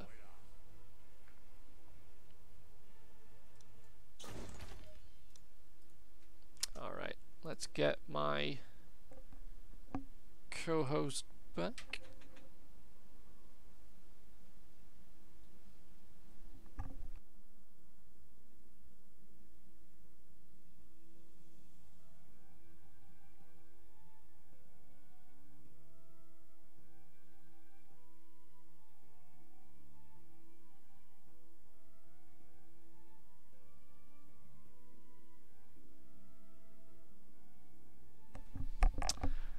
Welcome back. Oh. Hello. Oh, hi. How are you doing? How do you feel after that one? That first round was really good, and then we kind of got dunked on. I definitely killed my teammate that last. Yeah, you put a rock right into his back. Yeah, so he wasn't in front of me when I started charging the rock, and then my screen stopped, and then he was in front of me, and the rock was flying at him. Yeah, you were a little bit laggy. There was a bit on the other side where you teleported across the screen, but it didn't look like you did anything. Like it was that you used a teleport, but it just didn't look like you did. But yeah, I was like saying like you were doing really well to stay alive, but ultimately they just had like more pressure. Like it was just they were. Like you were doing well to stay alive, but ultimately I figured it was going to come down to them winning unless they made like an overextension or something. Yeah, definitely. But yeah, man, you guys did well. You've progressively gotten better in your team as you've gone along. Yeah, we've gotten better at healing and shit a lot. All right, so who do we have next? Next up, we have Elmo and Flamadak against I Like Water and Lion Sin of Pride. Are you in the lobby? Nope. You should get in the lobby. I cannot see the lobby. Why not? I only see the EU one. Oh, there it is. It didn't say it doesn't have a status for some reason. Kind of weird. Yeah. I'm not sure why that's come about. There we go. I'm in. All right. Oh God, I meant. Whoops. I typed out ready and I meant to click enter, but instead of pressing enter, I clicked the start match button. That was, in my mind, the correct thing to do. Nice. All right. All right, here we go. So we've got on the left side, we've got the green team, which is I Like Water and Lion Sin of Pride, against the red team, which is Flamadak and Elmo. So currently, Elmo and Flamadak are winning this tournament. They are currently ranked 1. They've not lost any matches. So Lion Sin of Pride and I Like Water need to win this in order to knock them out of that position. So let's see how this turns out. Team Tentacle has only lost 1 round the entire tournament. Wow, that is looking real strong for them. That was against Swaginator Bacitoto? Was Yep. that? Yeah. I think they are probably going to be the second team, but we'll have to wait until see their next match to find out. But this is actually looking really strong for green team at the moment. Red team have taken a huge amount of damage. Flamadak is really low. If Elmo's gonna die, both of them are super low. They need to focus on one. There it is. Oh no! He does take him down. That was unfortunately a team kill, but now 1v1. It's going to be a 1v1, and there's no revives because they're too far away. So let's see who's better at 1v1ing. We've got Lion Sin of Pride against Elmo. This is the first time that we've actually seen a 1v1. Yeah, definitely. Oh, this close quarters fighting. Lion Sin of Pride is doing a really good job predicting about everything, but Elmo is just putting out more damage. Lion Sin of Pride with the misclick. He's got to back up, and the firewall gets him. Wow. That was so close. I thought Lion Sin of Pride was going to go down. I thought Elmo was going to come in and hit him with the EQR. But that detonation of that wall, that is a huge upset in my opinion. The fact that the red team have lost, the team Tentacle have lost the second round, like another round. Lemon ball, but will it turn out good for him? He's completely out of position. I Like Water's dead already though. Yeah, it worked. They got straight in there. They didn't expect him to come in. And Lion Sin of Pride is taking a lot of damage now. Himself, you know. Okay, I think they're kind of like, they're allowing him to 1v1 to redeem himself, I think. Elmo wants a rematch. Alright, let's see how this goes. It's So Elmo's trying to be aggressive, but he's taking a lot of damage while he's trying to be aggressive. He's not really trading very well. Lions of the Pride though steps into that storm. He's taking a lot of damage. Elmo's really low. No, get out of Oh my god. Oh. Yeah, him walking into that storm, as soon as I saw it happen, I was like, oh my god, this might end badly. Huge damage against Lions of the Pride there. Takes a ton of damage. A nice freeze though. He has the opening. The blaster. Oh my god. Yes. Elmo got the right one on. If he didn't go for that. Not go for the blaster. Literally, all he had to do was melee swing. Like if he didn't hold that for a little bit longer, he would have been fine. That was great. This has been a real good match for such a quick one, I feel. All right. So here we kind of got these kind of like two separate 1v1s, but they're kind of coming together now in the middle. FlamaDak getting in the mid, he's going in between, which it didn't work out for them last time, but I like what it does shock himself. He's taking a lot of low damage. FlamaDak coming in behind, huge damage on Lions of the Pride, and he does go down. I like Water, you can tell, is just not on his game this round. He's messing up a lot, and Lions of the Pride just killed him, so. I mean, I think the mines are what ultimately did it there. I think he just detonated the mines into him. And I like Water's just gonna go down, I think, here. Yep. Alright, match point for red team.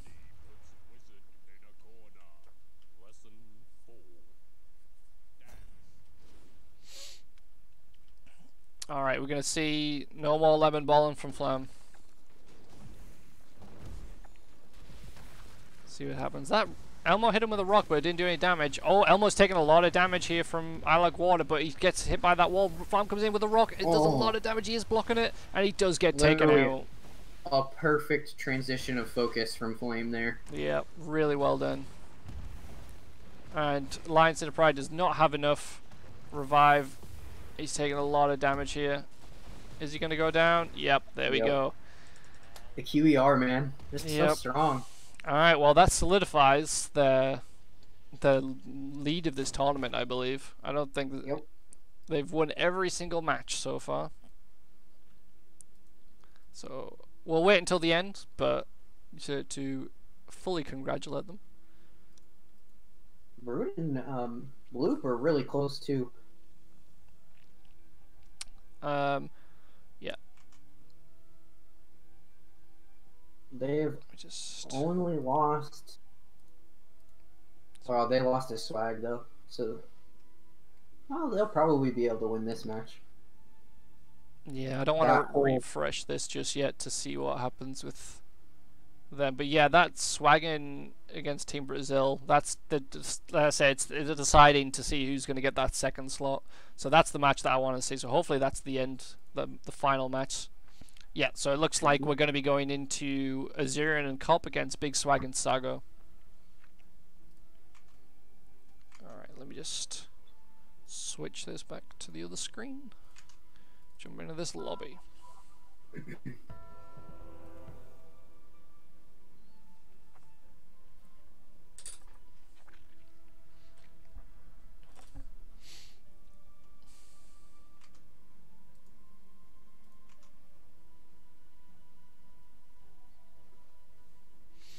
Alright, so we're just waiting on Asuryan.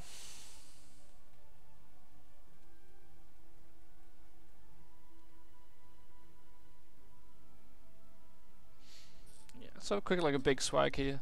Yeah, so he has 4% speed and plus 45 healing. Interesting combination. I wonder why he chooses that.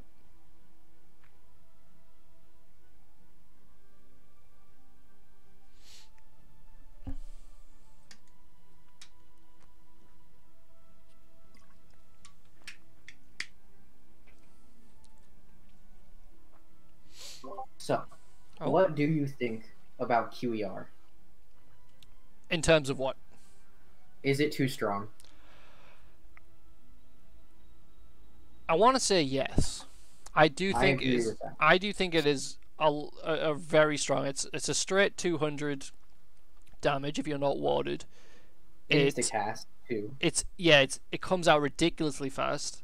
And it has almost no backswing on it either, so you can do another spell quite quickly after. I mean, it's got like a little bit of a delay. That's like the like you're stuck in it for like a little bit longer than any like a regular wall, but yeah, it's not a lot, and the push on it is like really good. And to be fair, the problem with the walls as well, and the kind of general lag that we have, it just it's a very very strong thing. But I mean, once you get better at the game, like you know that that's coming, and you get better at warding that EDD. To stop it, but yeah, it's a very strong thing. Like that was when I came back, and I like people were using that. Like that was like that was when I saw like the kind of skill level, skill ceiling increase. Was when people started making use of that, because that was like I don't think I ever saw that back in the day. Never. Which is insane, because there's no way they buffed it or anything, you know. No, it's exactly the same. Well, at least it should be exactly the same. So that is crazy. I think the only difference between pre-shutdown and post-shutdown is the shards no longer pierce walls. They only damage the wall, and they don't like go through it and and hit people. So like that was like a big change that people wanted, but I don't really know the reason why it wasn't kept in. But I'm used to it now, but yeah, that's the only change I can think of.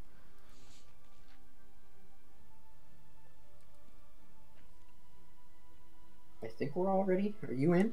Yep, I'm ready to go.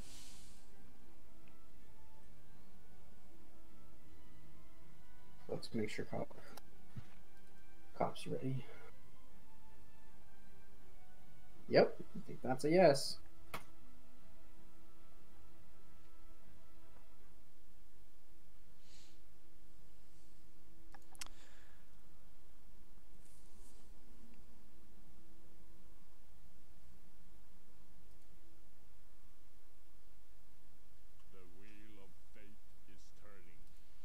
Alright, here we go. On the green team, we've got Kop and Asuryan. On the red team, we've got Sago and BigSwag. Should be a pretty good match, too. Oh, those rocks straight away. Massive rocks, yep. Asuryan being pretty aggressive here. He's just outside that storm, so he takes the full brunt of the lightning, but no one's going to be able to get in between him and Kop to block those healing.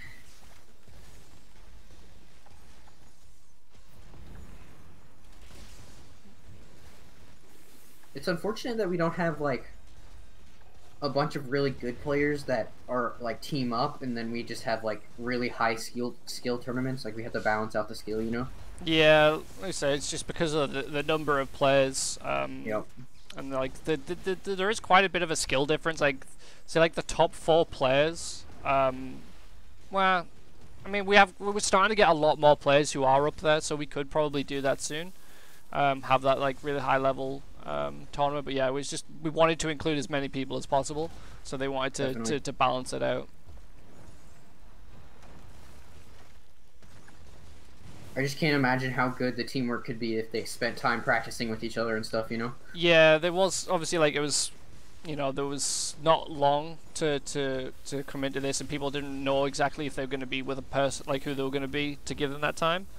But I mean, if we give people enough heads up and allow them to, you know, choose your partner, let them practice, we get to see a lot more interesting things. Like, I'd love to see like more combos and stuff, like real combinations between players.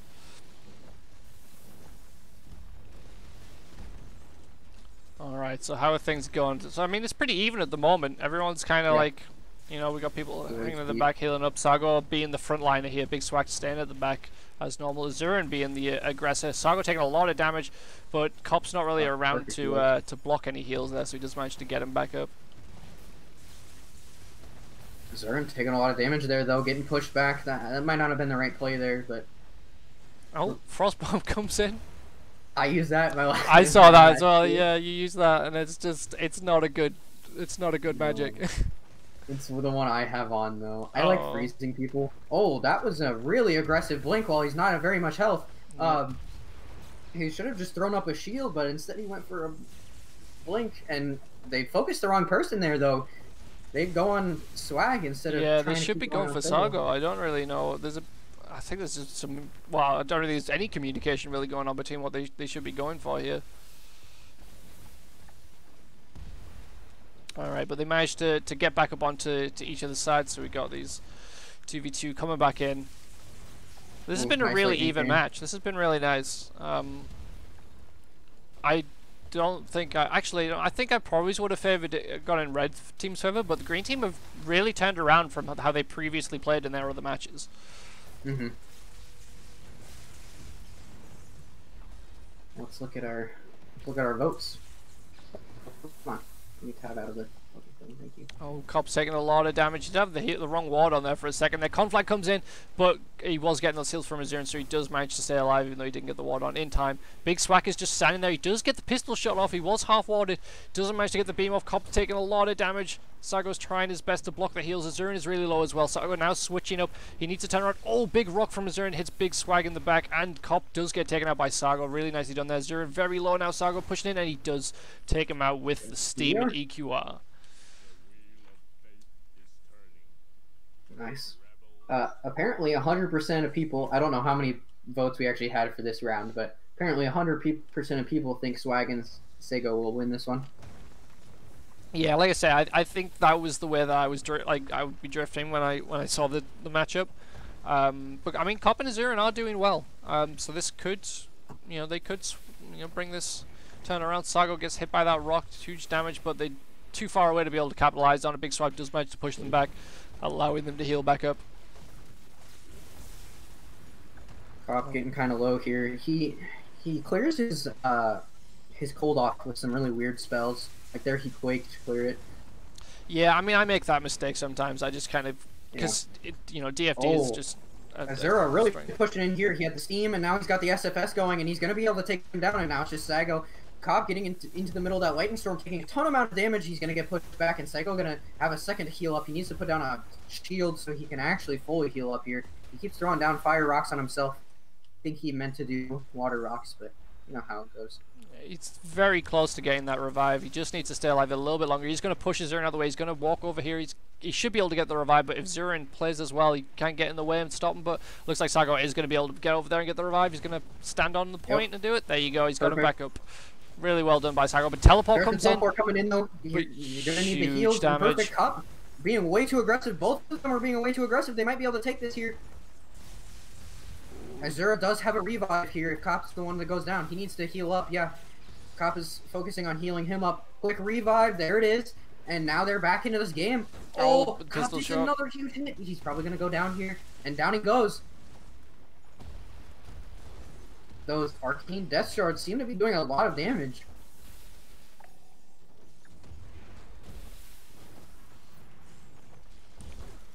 Alright, let's see if Asuryan can hold on. He's going to have to hold back for another revive. But BigSwag's now coming in the back. He's taking a lot of damage. He's trying his best to hold on. Rock in the back, and it looks like he is going to get taken out. Just a quick tip for everybody. Remember, when you're getting revived, you can pick which direction you move. Move towards your teammate. Alright, match point for red team. Let's see if green can. They're doing well. They've almost managed to win some of the rounds, but just not being able to kind of finish off their opponents. So see how this goes. So Asuryan really getting hit by those status effects. Too aggressive in a few instances to cost them these rounds. Oh, really. With that knockdown inside of the stomp, Sago real low, but he does manage to get out. BigSwag coming in with those heals. See, I think part of the problem as well is that Kop is obviously providing the support to Asuryan, but at the times when they need to focus down Sago when he's low, Kop is just not ready to do so. Asuryan has been taken out by Sago there, and Kop does not have enough revive. He does get frozen. Oh, he mistimes it, gets shot, and he gets taken out by the melee. There we go. Takes him out with those weapons. Yeah, you can't be like the Neon Bot. You gotta know when to switch back and forth between support and aggression. Yeah, exactly. And defense. Oh, and my game crashed. Nice. Oh, did you click the play button too fast? Yep. What we got next? So last up, I think. Brazil. Yep, Swag Bacitoto against Ace and mystery player Julian.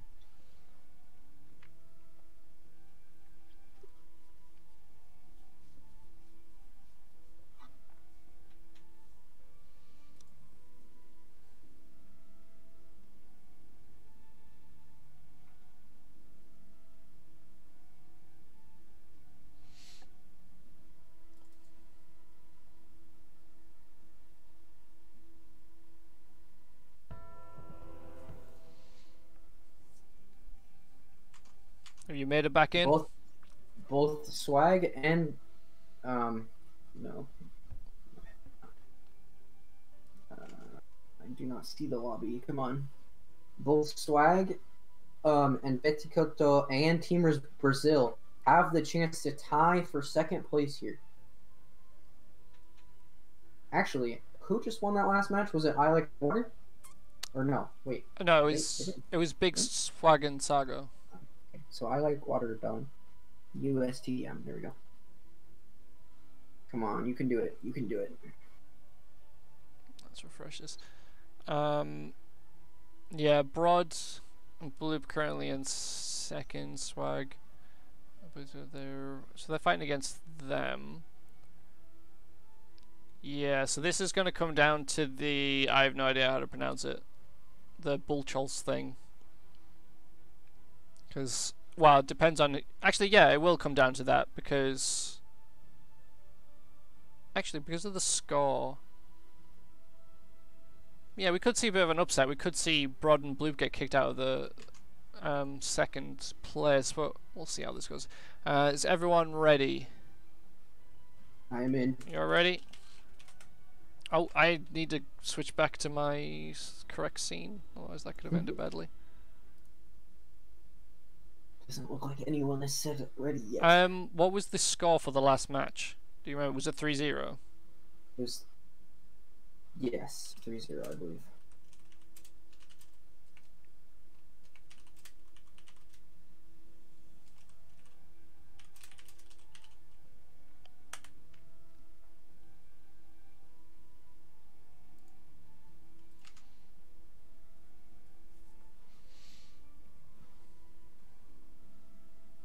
I think we've got all the readies. Are you ready? Yes, I believe I am. Let's start her up. Okay, start button did not work. There we go.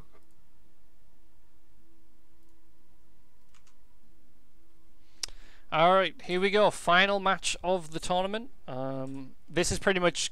I believe this is going to decide the order of the top... Like the second, third, and fourth place. So we already have the number one spot. I think whoever wins this ties for second, maybe? It's going to be like... It depends how the score that they get, because it's that weird kind of system. So we'll have to see how this turns out. So on the left-hand side, we've got Julian and Ace playing for Team Brazil, and on the right side, we've got Bacitoto and Swaginator. Don't have a team name, so we'll see how this turns out. Swag being very aggressive, as always, doing a lot of damage to Julian. But he ended up getting it right back in his face, and so now both teams are pretty even in health here. Yeah, I'm noticing that Bacitoto has got that wet status on. I want to see if Ace can capitalize and get that freeze on him without him realizing.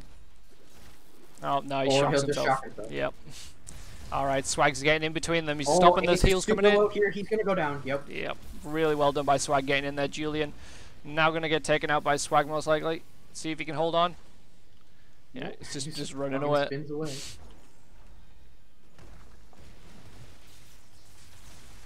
And there we go.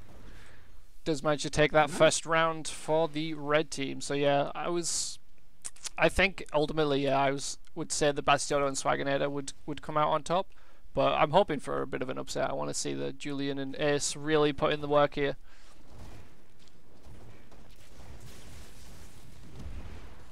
Alright, so we've got Julian and Swag in the middle. Bacitoto with the heals, doing really well. Ace is taking a lot of damage. Blaster comes in, Swaginator really low. Yeah, it's a huge blaster there, but perfect heals coming from Bacitoto. Like, honestly, I would have liked to see a blink there and try to finish him off. Oh, both teams. Yeah, nice heals. So low. Nice heals coming in to support their teams. But now Ace getting into a bit of a bad position, running in between them. This could end badly if Swaginator turns around, but he's just focusing down Julian. Can he get in time and help him out? He does manage to teleport. Almost complete freeze. Not going to quite get it off, though. And again, Swaginator getting that EQQ onward so he can just run straight past them. Alright, we're back to this 1v1 support setup. It's a lot harder in this little choke point, though. Yeah, you got that bit of an awkward angle, but that beam from Bacitoto doing a lot of damage to Ace. Julian really low as well. May get taken out by the lightning. Solo, Swaginator tries to take him out. Oh my god, that storm. Oh, but he gets taken down by Swag. Really well done there. And Julian does not quite have enough for the revive. He did use a teleport earlier, so he doesn't have enough at all. Swag pushing in. Julian could potentially cause an upset here, take him out. He is going to the blaster, and he does take him down. This could be a huge upset. Bacitoto didn't ward the Quake. Depending on who gets better wards here, this might go for the red team. Green team. He suicided into the wall. Holy cow. Oh my god. That was ridiculous. Really well done by Julian there. He went for it. Like, he was so low. Like, in my opinion, I would have tried to heal back up at that point. I wouldn't have went for it. So really well done by Julian there. Alright, here we go. Oh, Ace trying to cut off those heals. Swag a bit low. Doing a lot of damage to Julian.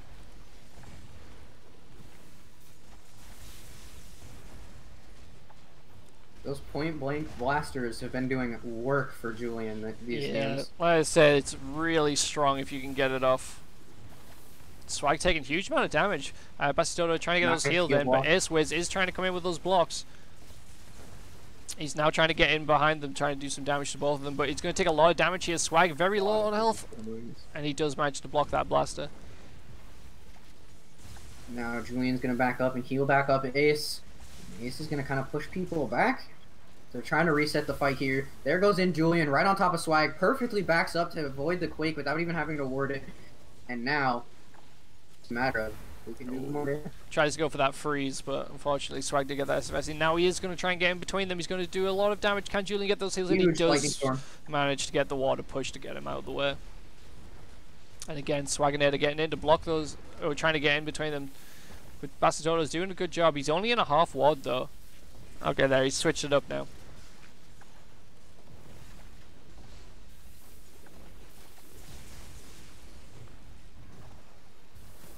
Everyone's got full focus.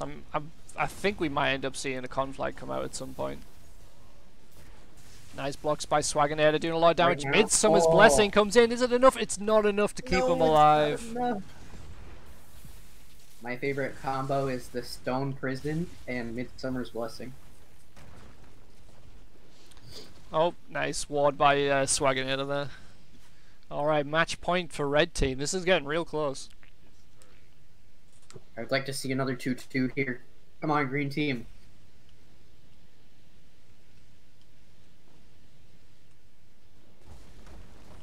I think Julian needs to just go on the aggressive like he has been, and you know, Ace needs to get in a place where he can block the heals, and Julian just needs to go in and just do what he can. Oh, huge beam there from Bacitoto. Julian's very low on health. Swaginator looks like he's going to try and push in, but he just keeps getting wall pushed. He has managed to make it through. Julian is in a bit of a bad spot. He is taking a lot of damage. Swaginator possibly going to take him out. Nice push by Ace there, and he does manage to get those heals in just in time. Heals. The water push pushes Bacitoto in a place where he's not going to be able to get any more heals off. They're completely separated, and Swag is looking really low. Swag is going to have to run here, but the blaster's not going to hit because the arcane wall, and he's just throwing up arcane wall after arcane wall, so make sure he can't get hit by that. And he's still looking really low. Will he go down to the lane? No, he will not. He just can't put out enough DPS. But Bacitoto goes down in the back, and green team takes it. Really well done by green team there. This is it. The final round of the entire tournament comes down to a final match, or final round of this part. Alright, let's see who this is going to go to. I honestly, I can't call this at this point. Both teams are doing really well now. Yep. Oh, haste from Ace. That's what I want to see. He's going to stop him from getting in. I think Ace knows that Bacitoto is a little bit of a weak point, but Julian is so low on health. They've separated them out. Switches, does go for conflict, and he does take him out. It's going to be a 1v1. Oh no, Swag has enough for the revive. No. Wait. No. Julian blinked. Oh, I didn't. I thought he got taken out with that. Okay, we're back up to it too. They're both very low. Flag, he didn't. Oh, Ace shocks himself while getting hit by another lightning, but Swag clears off the freeze. He could have killed him there. Oh, haste from Ace again. Nice heals from Julian, but he's in a bit of a bad spot. He stands inside of that storm. He's very low on health. Yep. But Ace turns around, does manage to get those heals in. Needs to get rid of Bacitoto. He does manage to do it, but Swag's now coming in. really focused down. It's taking a lot of damage. He could get down. He does get taken out. Down And Julian does not have enough for the revive. This could be the end. Except he is just going ham here. He's trying his best. Bacitoto stopped there for a second. I think that's why it allowed him to get a lot of damage on Swag. But now that he's coming in with these heals, I don't think Julian can quite do enough DPS. Teleports behind him. Tries to water push him. Julian taking huge amounts of damage. Swag's coming in with that steam. Barely hanging in there. Teleports out. Nice blink. Now he's even further away from the thing, though. From revive. Yeah, I think this is the end. He's just trying to survive as long as possible.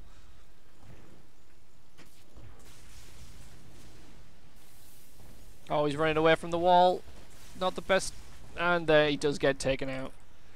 There he goes. Well done to Swag and Bacitoto. So, now we get to see where the standings end up. That was your last game. Alright, let's... Weekend Wizard 2v2 Showdown pilot episode. Alright, let me switch this over to the bracket. That was really good. Honestly, it went a lot better. I thought we'd have a lot more kind of technical problems trying to get the right people into the matches, but everyone, like, did... Well, they behaved really well, let's say. They allowed the people to go in when they needed to.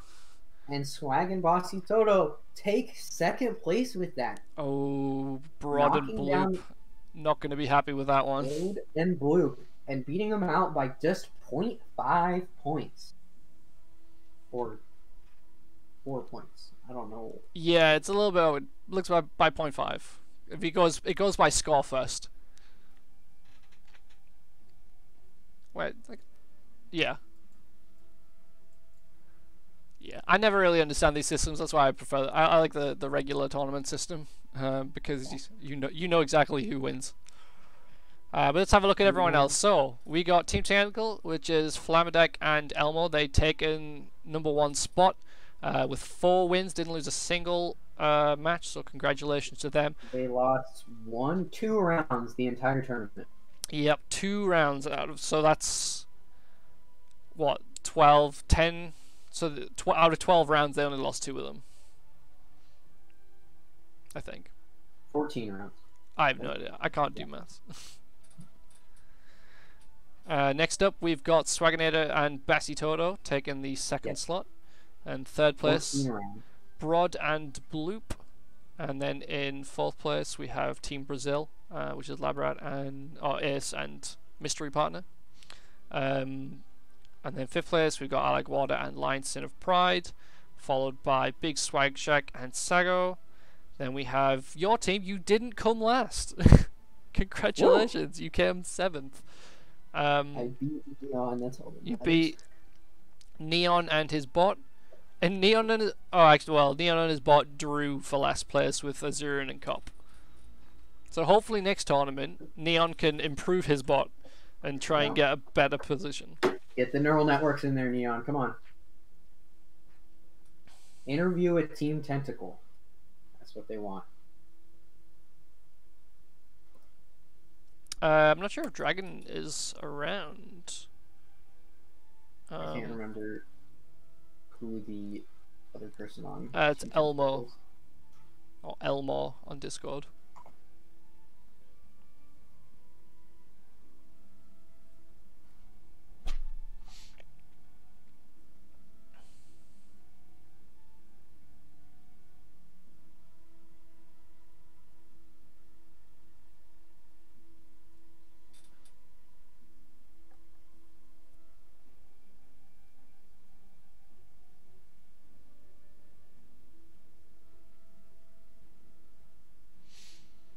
Yeah, I think Flamadak may have disappeared, and Elmo apparently doesn't want to share his voice online. Okay, fair enough. So unfortunately, I'm not sure that we're going to be able to get a interview with the winners this time around. But no word as of yet to any more tournaments. There will be more tournaments.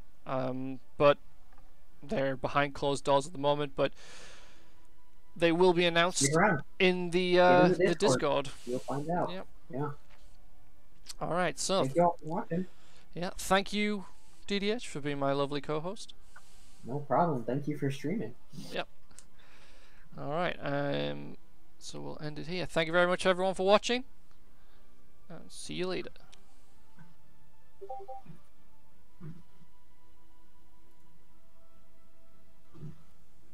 Have a good night, man.